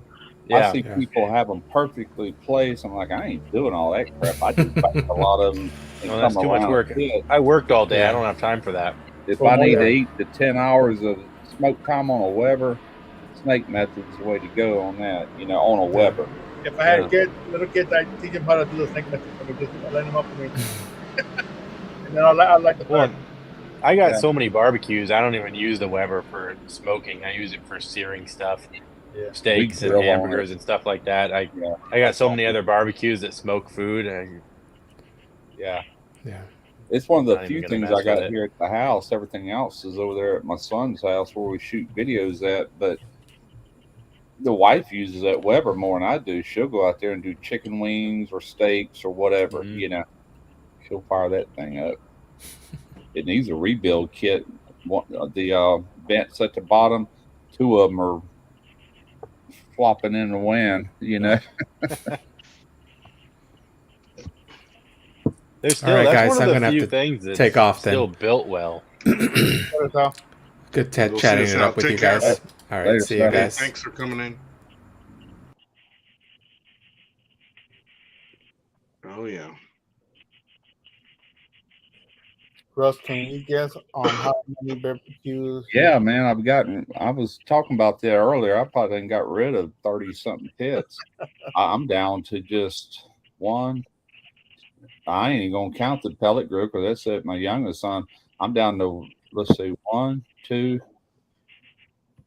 I'm talking about charcoal and wood, not electric. We got electric ones too. But 1, 2, 3. Got rid of everything else, man. I've owned a ton of them. That's all I need. I just got to know what I'm going to use, Yeah. I've had pit barrel cookers, gateway drums, 4 different Kamados, gas grills, all kind of stuff. I've just Santa Maria's, 2 of them. Ain't got none of that stuff no more. Got it down to what I'm going to use. Yeah, I think I'm at 11. Yeah. I had to, man. I was running out of room. We used to shoot videos here, and that garage out there was slapped full of pits. Plus, I had them in front of the house. Couldn't even walk out there, and just little by little, I started eliminating them. And then, my son. This year alone, I've gotten rid of three, I think. Yeah. Yeah, 3. It was about. I've gotten rid of 3 also.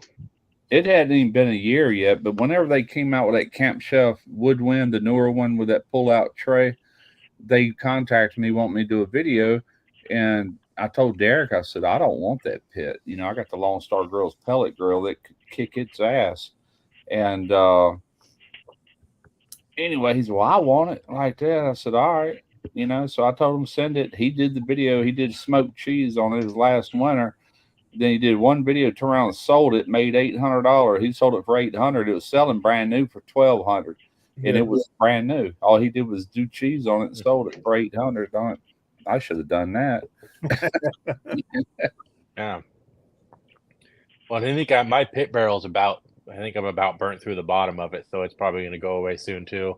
Yeah, mine got to be like that, and I ended up giving it to my youngest son, and I don't remember what I'd done with that little small one. I think I gave that to him too, the little junior. I did one video. It's worked pretty good. I think I bought the thing for like $199, and I've probably I've had it for 6 years now, and Yeah. it's just starting to show signs of wearing through the bottom. That's not bad for what it is. I mean, it's just No, a drum. And the one I That's had all it is was a drum, and the one I had was made here in the USA. You know, they moved all their operation to China, so that's really when I kind of got been out of shape with them because the guy that owns it is a veteran, and you know, that's one thing they had was a flag made in the USA. That's Then he demolished all that. that's I'm business for you, right? yeah. So I bought a Gotta Gateway. keep that price competitive, but got rid of them and bought a Gateway. You just can't beat. I mean, the labor costs in China. There's no way you can beat that, man. Here. Yeah. No, I know. And I'm not gonna lie, man. They've stepped it up as far as quality. You know, not everything, but I'm just saying there's certain companies now that have a reputation in China that are going to build quality stuff. Well, yeah, if it's a U.S. Well, and I think they've been bringing in people that are monitoring the process more. That's what I was getting ready to say. U.S. companies like Apple, made in China, but Apple is over there keeping the quality control where it needs to be. You know, and that's true with a lot of products that are U.S. products or companies, but made in China. You have to, because face it, there's a lot of Chinese crap that is exactly that. It's junk, you know. It's not that they're not capable, it's just their quality control. If they're doing it, it's not as good as if we have a U.S. company overseeing everything. It's just the labor glitch, you know. Yeah. Well, even a lot of stuff's moving to Mexico now. Mitsubishi Electric, the mini splits, they're moving their factory to Mexico. Yeah. It's always been. There's always been stuff in Mexico. There's a lot of things that. But they found that they allow you to put the made in U.S. I work for customs, so I see a lot of this coming in. So they allow you to continue to put the made in the USA badge with something that's about 90% assembled in Mexico and 10% assembled in the US, and you can still put the made in US badge. So and you can pride all you costs want. Are a lot less. Yeah, you can pride all you want that you're saying, "Oh, I bought a US made stuff," but hardly nothing is US made, dude. No, hardly anything is. I don't. Vehicles, a lot of your cars are made in Mexico. Yeah, but every component is made in Mexico, dude. Well, talking about the circuit boards, the seatbelt assemblies, all that. I mean, all the interface, all the UI interface. It's all made in Mexico, man. Yep. What happened? Well, the equipment I install Train like furnaces and air conditioners, and they all say assembled in the USA. So, I mean, they're getting their parts from Mexico and China, and they're assembling it in Tyler, Texas. Yeah. So that's how they get by it. They say assembled in the USA. When it comes to smokers, though, like a Lone Star Grills, that's made in Conroe, Texas. You know, gateways, those are made right here in the United States. But when it comes to the big items, like ticket items that has to be mass produced, like automobiles, they use the heck out of Mexico. But the reason that happened was our EPA rules and laws and all that stifled our businesses so much to where they could go south of the border and not have to worry about all that crap, you know. And that's what they did, you know. But honestly, nobody wants to do that work here, man. That's they don't. You can't. Nobody wants to do that fucking work here, man. Nope. Hell, and if they do it, they want to make $25 an hour. Yeah, high. It's like people talking about hats and shirts. Like, oh, you're getting your stuff made in China. It's like, do you know how much you're going to pay for that baseball cap if some guy making $25 an hour is making it? Everything's. You're going to pay a lot of money for that hat. I used to do automotive work, and all the air conditioner compressors and all that. Every bit of that come out of China, man. Every bit of it. And that's all we could get, you know, unless you ordered OEM from General Motors, you know. Nobody wanted to pay that kind of price. But, it's just the way it is. We helped create that monster, you know what I'm saying? I wish they'd bring manufacturing back to this country. You're right about that, Russ. You're right. We helped create that monster. Yeah. Well, I saw something a couple weeks ago that Apple is supposed to be bringing all their chip manufacturing back to America. They need to after all the They're going to trouble trying to be get chips. they're going to be building their own factories, and Apple's going to be producing their own stuff. Yeah. And I mean, prices might go up a little bit, but if you're going to get better quality out of it. Yeah. Howdy. Oh, yeah. Oh, somebody's in trouble. Nah. Did you? I heard the word "nah." I haven't Trouble. You didn't eat none of that brisket. No, I made an egg sandwich earlier with cheese and mayonnaise. Mm-hmm. And I forget what else I have. Smack you upside your head. Yeah. I don't think I will, do you? Don't even go there. Do it. Do it.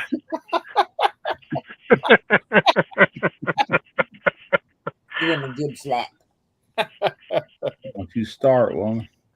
It's fight night.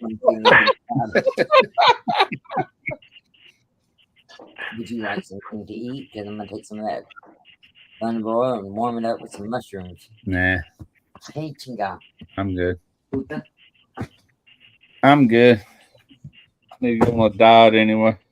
Give me another beer. No. Oh. You throw it at It's Miller Lite. It's healthy. It's like water. You just brought me an 18 pack in here. That'll last me 2 or 3 days. Oh, yeah. Lance is still doing stitch embroidery in America. No, it ain't trash day, Kyle. That's Monday. It is. Done did that. Sure Lance is working on all of my stuff tonight. I'm sure he's buying the thread. I'm sure he's buying the thread from China. Oh, yeah. That's how he's keeping his. He's got to keep his prices low too. You was talking about Right. Vivor. You was talking about Vivor earlier, Al. Yeah. Oh yeah. Derek wanted a chamber back. A chamber. Hang on. A chamber back. Well, I've got a vac master over here I've had for probably 6 years. And, you know, he kept telling me, do that chamber vac. I said, I got one. He goes, well, I ain't. So I said, all right, well, you'll have to do the video. Well, he did the video, and he hasn't shot a video with just him in a while. And so he screwed that all up. The color was all messed up. He didn't put a video light out there. I'm sitting there looking through his footage, and I texted him, I said, dude, I might have to go over there and reshoot that video. I can't use it. You know, so we shot that video Tuesday, the one I just released, and I went ahead and shot the one for that Vivor chamber vac. That one's coming out probably Sunday or Monday. I don't know. I haven't even edited it yet, but I'll probably get it out Sunday or Monday, and then turn right around and do another cooking video. Did you get that chamber one? The one that's kind of like a little square that has the chamber on top? Yeah, is that the one you got? It's about yay long, about yay wide, and it's got that dome lid on it that latches down when you're not using it. So were you able to figure it out pretty quick as compared to the one you got already? It works just like it, other than the bar that spills. On mine, it's on the front, and on that one, it's all the way in the back. That's the only difference. Works just as good. I brought some mason jars over there to show how you can seal a mason jar with it, and then you know, did some liquid stuff to show how you can pull vacuum on liquid without it sucking out of the bag, because chamber vacs don't do that. Wow. I'd say, yeah, Kyle, man, I've had mine 6 years, and when I got mine, they sent it to me. I didn't pay for it, but they were selling for $1,200. But you can get the same one I got today for $1,000. It's one of the few things I've seen go down in price. But that Vivor is like $394 and does the exact same thing for $394. Absolutely worth it. I don't know if it'll hold up as good as this. Only time will tell that, but you know, if it does, then yeah, that's a good deal. So far, so good with all the Vivor stuff I got. Yeah, me too. I haven't had nothing give me an issue. I think this is going to be my 5th video I've done for Vivor. Yeah, I've done about that many. I got a whiskey still sitting in here in a box that I still got to do a video with. but I'm not making whiskey with it. I'm just going to take salt water and distill it to where you can actually drink it, you know. Yeah. I got a video dropping tomorrow where I visited the smoking oak. I'm sorry, the desert oak in El Paso. So that should be coming out tomorrow. The owner, Rich Funk, he's one of the first guys that started serving Central Texas barbecue in El Paso. He's actually Smoking Joe's neighbor. I think I mentioned it before, but yeah, I heard Joe talking about that, or maybe it was you talking. Yeah, it was you talking about it the other night. Yeah, that's cool. So that drops tomorrow, and then I still got several videos that I haven't finished editing, but yeah, they'll be dropping soon. Cool.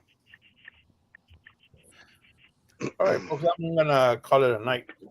Yeah, I think I am too. I think I am too. All right. I'm not going to bed. I'll probably be up another 2 hours just binge watching something. Yeah, I need to go lay down, but I'm gonna end up watching you guys until y'all say goodnight. Yeah, I'm gonna finish drinking this one.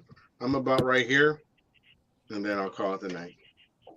Yeah, I got a little bit. I'm just checking out that Beaver chamber vac for $429 or $350 after registering.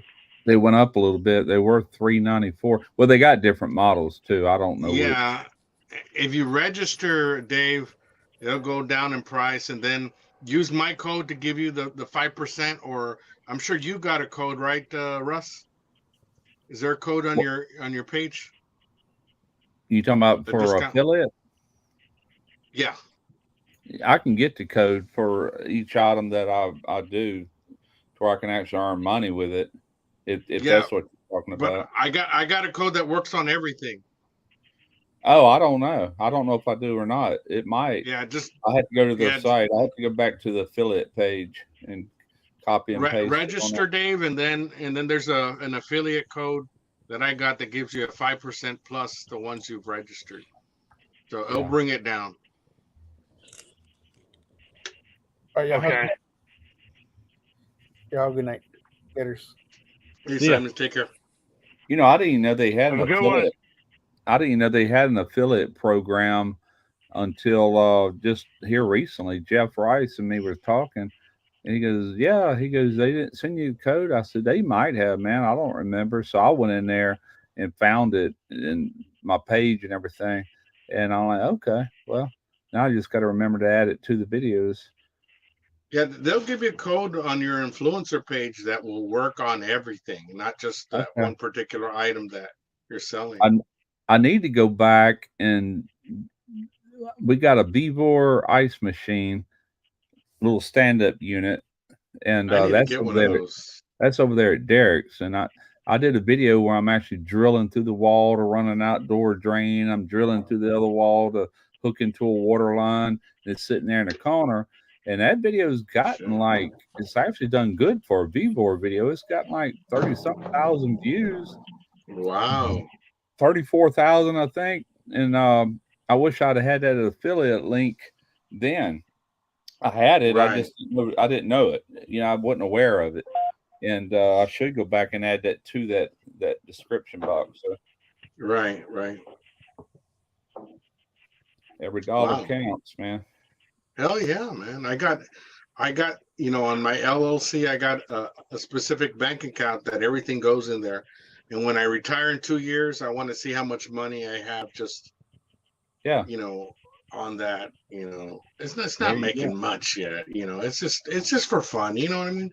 It's just when those dollars that you make off your hobby that mean a little bit more than the ones that are slave driving you. When I go to work, it's like, man, here I go again, fucking work. Yeah. Oh, I know, man. Trust me, I know. I got 2 more years, man, and that's it, man. I'm gonna get naked when I get fucking retired, man. You starting an OnlyFans? Huh. It's pretty funny.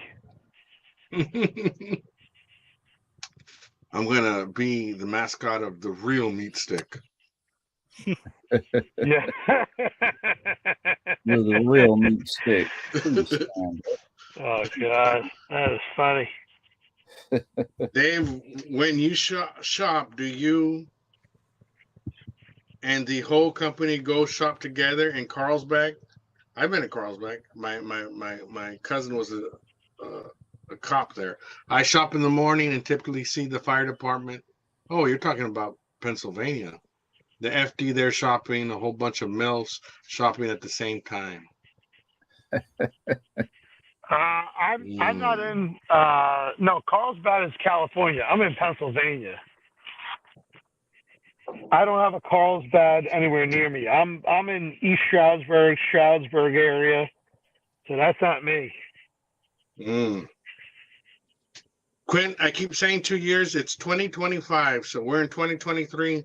I keep it, it's give or take, but in 2025, I'll retire. So I just to not mind fuck myself, I'll say 2 years because, we're in 2023. I'll retire in 2025. I watched a deer meat for dinner video today, and he was in Pennsylvania. Thought it was in Maryland at first, but they were actually in Pennsylvania. But they were doing Maryland style crabbing with the trot lines and stuff, Right. And pretty good video.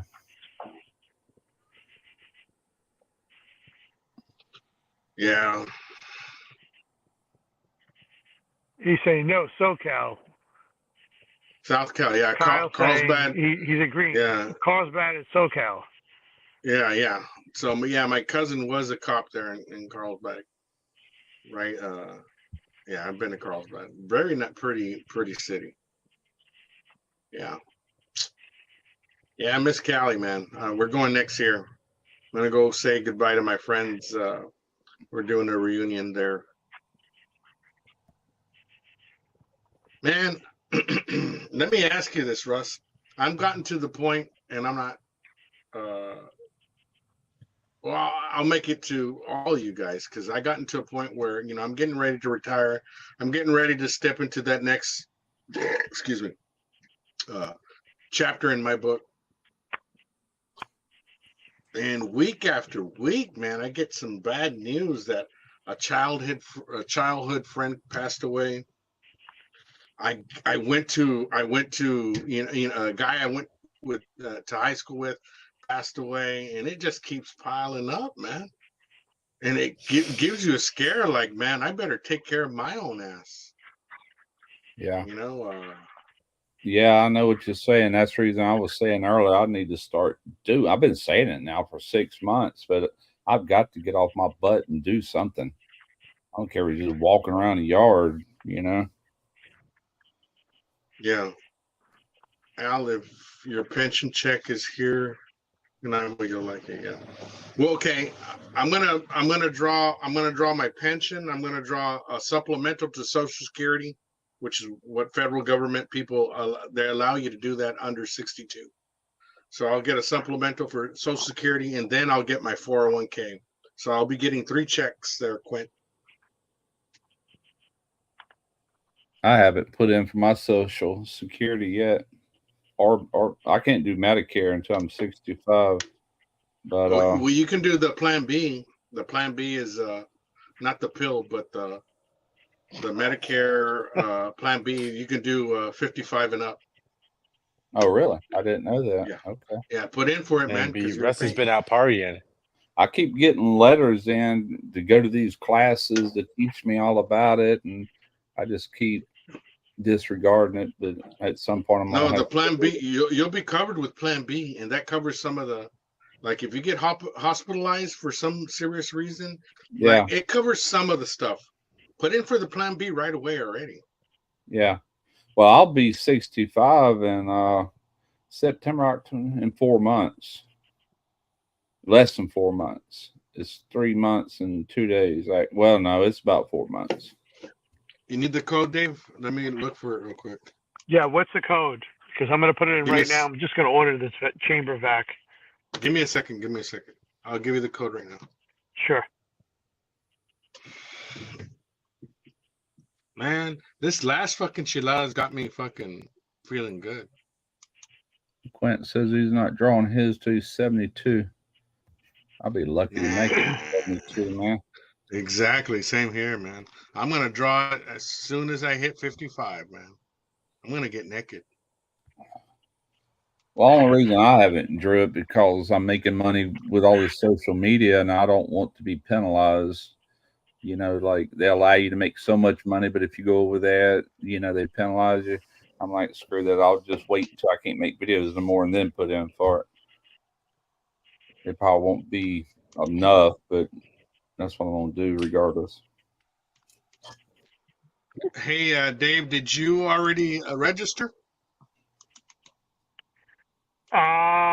I believe I said I was going to. Yeah, I used my Gmail account as my registry account. Okay, here's the code. VV promo. I see that. VVPROMO. See what that does. It should give you Took 5%. another $17.55 off. Yeah. Nice. Yep. That's perfect.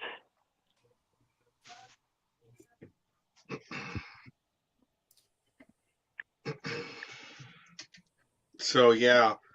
I mean, I'm glad I started when I did, man, because it's a head start, to when I get there in 2025, man.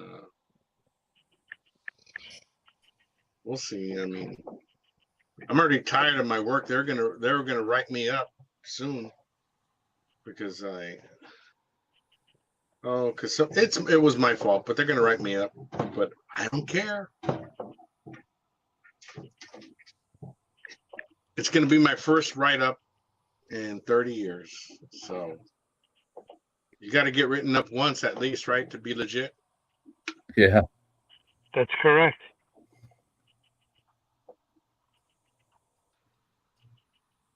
Kyle, you can use that code. Everybody can use that code for discounts. Just go ahead and register so you can get the discount codes for the register on Vivor, and then that code that will give you more of a discount. Right. Hopefully this thing is a beast. I'm picking the biggest one they have. Holy shit, man. But I'll tell you, the one that I wanted that's on Meet Your Maker is 1,600. This one, when I'm done, is going to be 333.43. So it's $1,300 difference. So when you get that, when you open the lid, if you'll look, it's got like a stainless bottom, and there's going to be a finger hole right there. You can take that out of there, and it gives you a little bit more room to get you a little bit more slant when you're doing stuff that's real liquidy. Yeah, I don't even know what it put it in there. It's supposed to be solid. My Backmaster, it came with like 2 cutting board looking things that are about a ½ inch. So you got a full inch in there of area it takes up, which speeds up the vacuum. That's all it's for, But if you're dealing with liquids, you don't want that in there. It lays too flat. And that's the one you have. You have the same one. You have this Viver machine. Derek does. I mean, I'll order it. It came here, but he's got it there. He's the one that needed one, and I've got this Backmaster. I wasn't interested. Okay.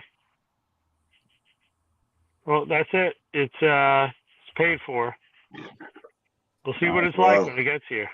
That's all. Yeah, it does a fine job. Now that one, the one I got here, has got a maintenance-free pump in it. You don't have to add oil or change oil or nothing.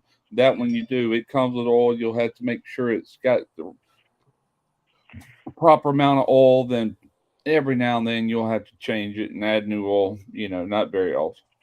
Not very often. Really depending on how much you use it. This will be good because for all the different sausages and everything else I'm making, and then Kyle Alex was talking to me about getting. He's got a sous vide, so I'm going to try to negotiate with him, get a sous vide out of him. I'll tell you another advantage of a chamber back.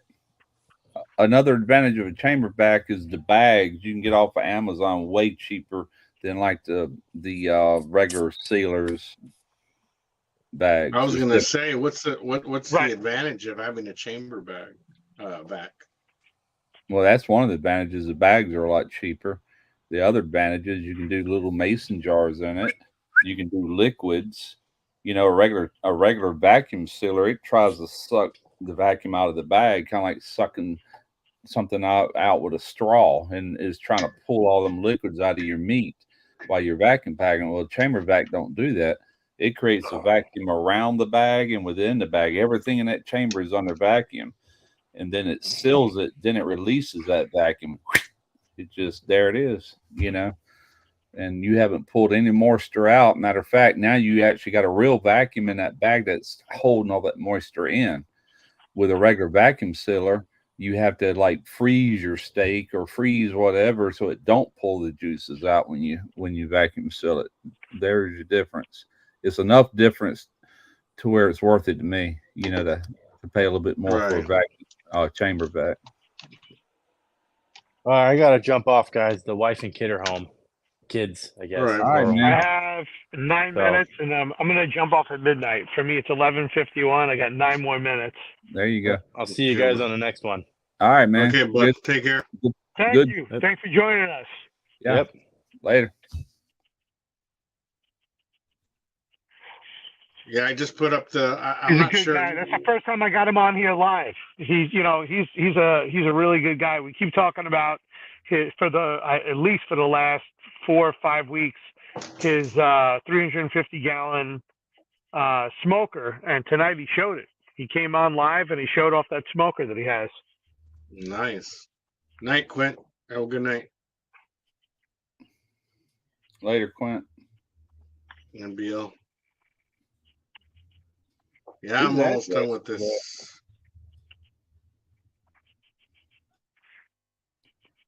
Yeah, I'm excited about getting that chamber vac. I wanted it. Everything from Meet Your Maker is expensive, and I know that I've had people question whether or not I'm sponsored by them because I have all their equipment. I'm not. I don't get more than a 10% discount unless they're running a special sale. We had a conversation about that, and they pretty much were like, I don't know what to tell you. If you're getting a 10% discount, that's pretty good. Good for you. Yeah. So I wanted their big chamber vac. In fact, I went earlier to take a look at their sous vide machine when we were talking about sous vide, because it still crosses my mind about getting one of those. Yeah. Well, but I think Kyle, Alex, and I are gonna have some talks. Nice. We'll figure something out because I do want to try the sous vide. If this is what the bigger restaurants are doing, the fine steakhouses, then I want to give it a shot. Especially now with the chamber vac coming in, I'll vacuum seal the bag and then put it in there into the sous vide and give it a shot. I just don't like when the meat is cooked and it comes out gray. It looks terrible. It doesn't look too appetizing. Oh, it does. It does until you sear it, and then when you cut into it, you're going to have a perfect medium rare. I mean, wall to wall. Oh yeah. If you sear it fast, I mean, it's got to be a blazing heat. Right. I use a torch, man. I torch my fucking meat. Sometimes I fire up the grill out there, the Weber kettle, just to sear it. But I mean, I got it smoking hot. And other times we just didn't cast iron. But I'd rather have that kiss of fire on it, But man, we cut into it, like, check that out. I said, that must be what Google's doing. He's sous videing the steak, then acting like he's cooking them on his grill because he always nails them steaks, man. I mean, he nails them. He should. He's done enough of them. Right. But I still prefer just throwing a steak on a grill. Typically, I'll do that, like I said, off camera, me and the wife. And that way I can just throw them in the sous vide. I'll fill up my container full of water, put it in there. I'll set the temperature. I'll hear it beep when it's hot enough. I'll go in there and I have my vacuum bags already with the steaks in them. I'll just drop them in there, go 1.5 hours on the steaks. Then I go out, I can come back in here and watch a movie during that time. Then I'll take them out and sear them. Yeah. I'm done. as opposed to worrying about it when you have to do them physically, you know, searing them and cooking them off indirect. Right. There you can get to doing what you need to do in between during the day. Anthony Firecubs from Tiger McCool's Barbecue. Probably about a month ago, I won one of his chimneys. So he's sending that over, I believe, with the sear top that comes on there. Mm-hmm. You know, I guess once it gets set up, that'll be a good way to try it out with a real hot direct fire heat. Yeah, it would be. Absolutely. That's just about the right size for ribeyes.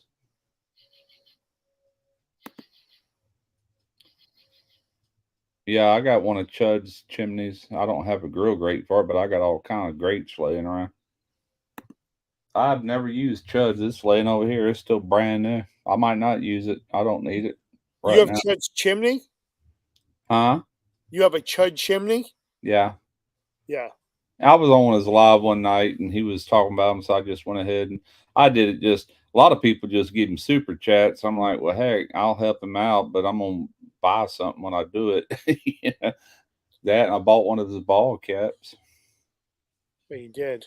I wanted to try out his seasoning and his sausage mix, but from people I've spoken with, there's so many other great sausage mixes and things that I have already. It's not worth just spending all that money on getting his sausage brand mix.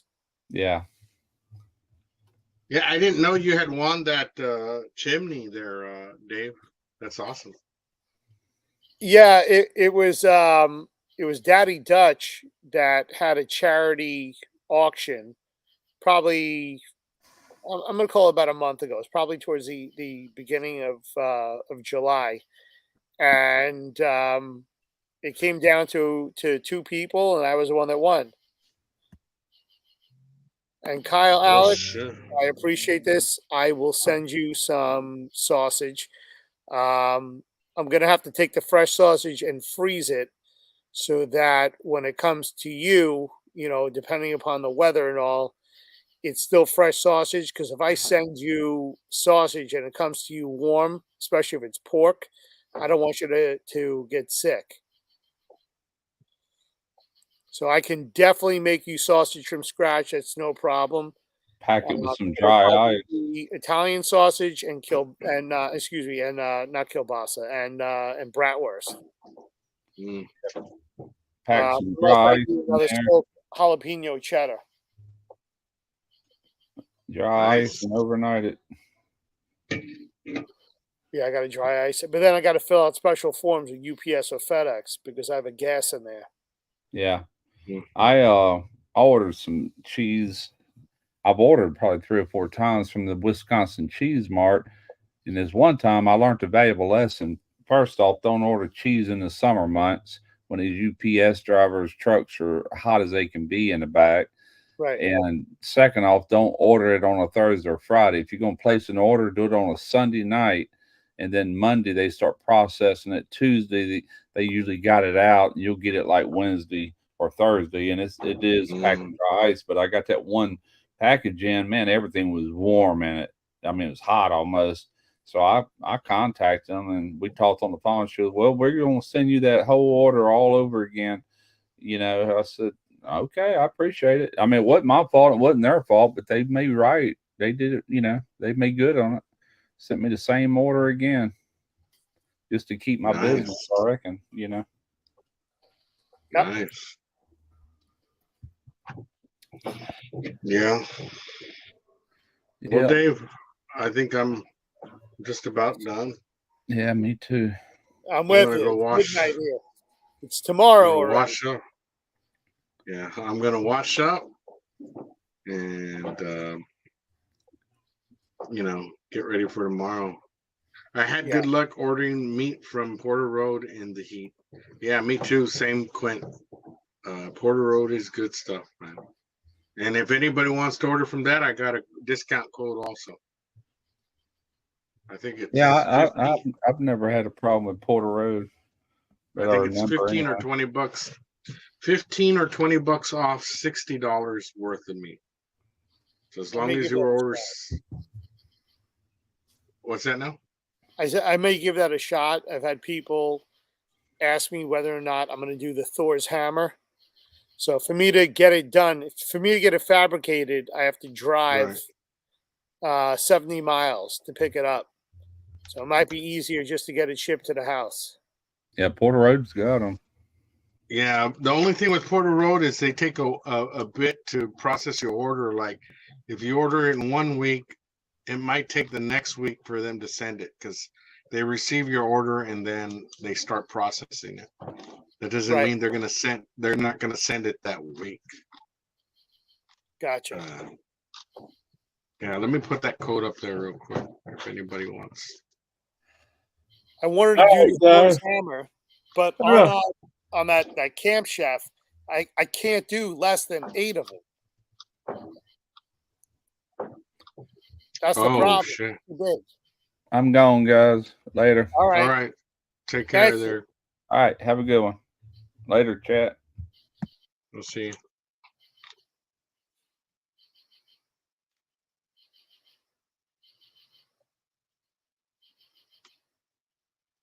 Yeah, let me get that. It's actually a link. Here, let me put the link up there. It's actually $15 off, $75. So you get it for $60. That's perfect.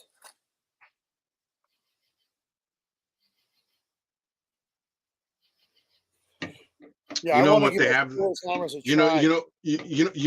you got to give a try, Dave, is their Memphis sausage. Oh my God, dude! It's like a sloppy Joe on steroids in sausage form. Really good stuff. Yeah. So yeah,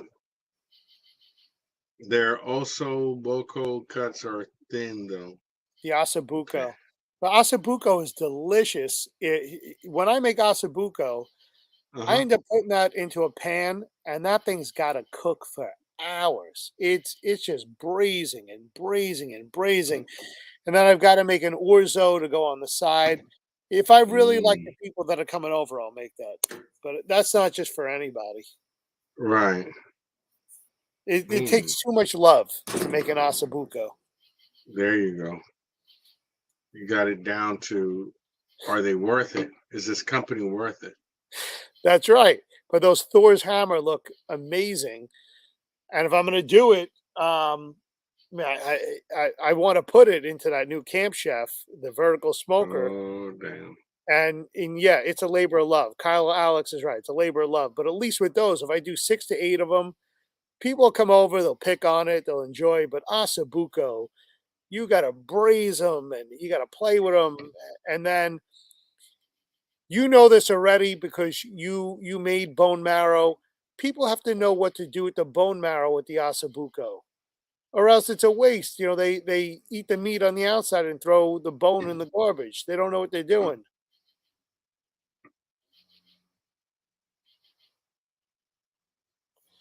Quint is right. They're both cuts of beef shank, but one is a shank that's like more or less the calf of the cow, whereas when you're doing the Thor's hammer, you're taking from the calf down to the ankle. Nice. Yeah, Dave, I think I'm gonna let you go, man. I'm getting ready to wash up and. No, I'm gonna get going too. It is. I got to pack it up. I got to get ready for tomorrow. It's already midnight. I get up at 6 a.m. Quint is right. Bone marrow is the bomb.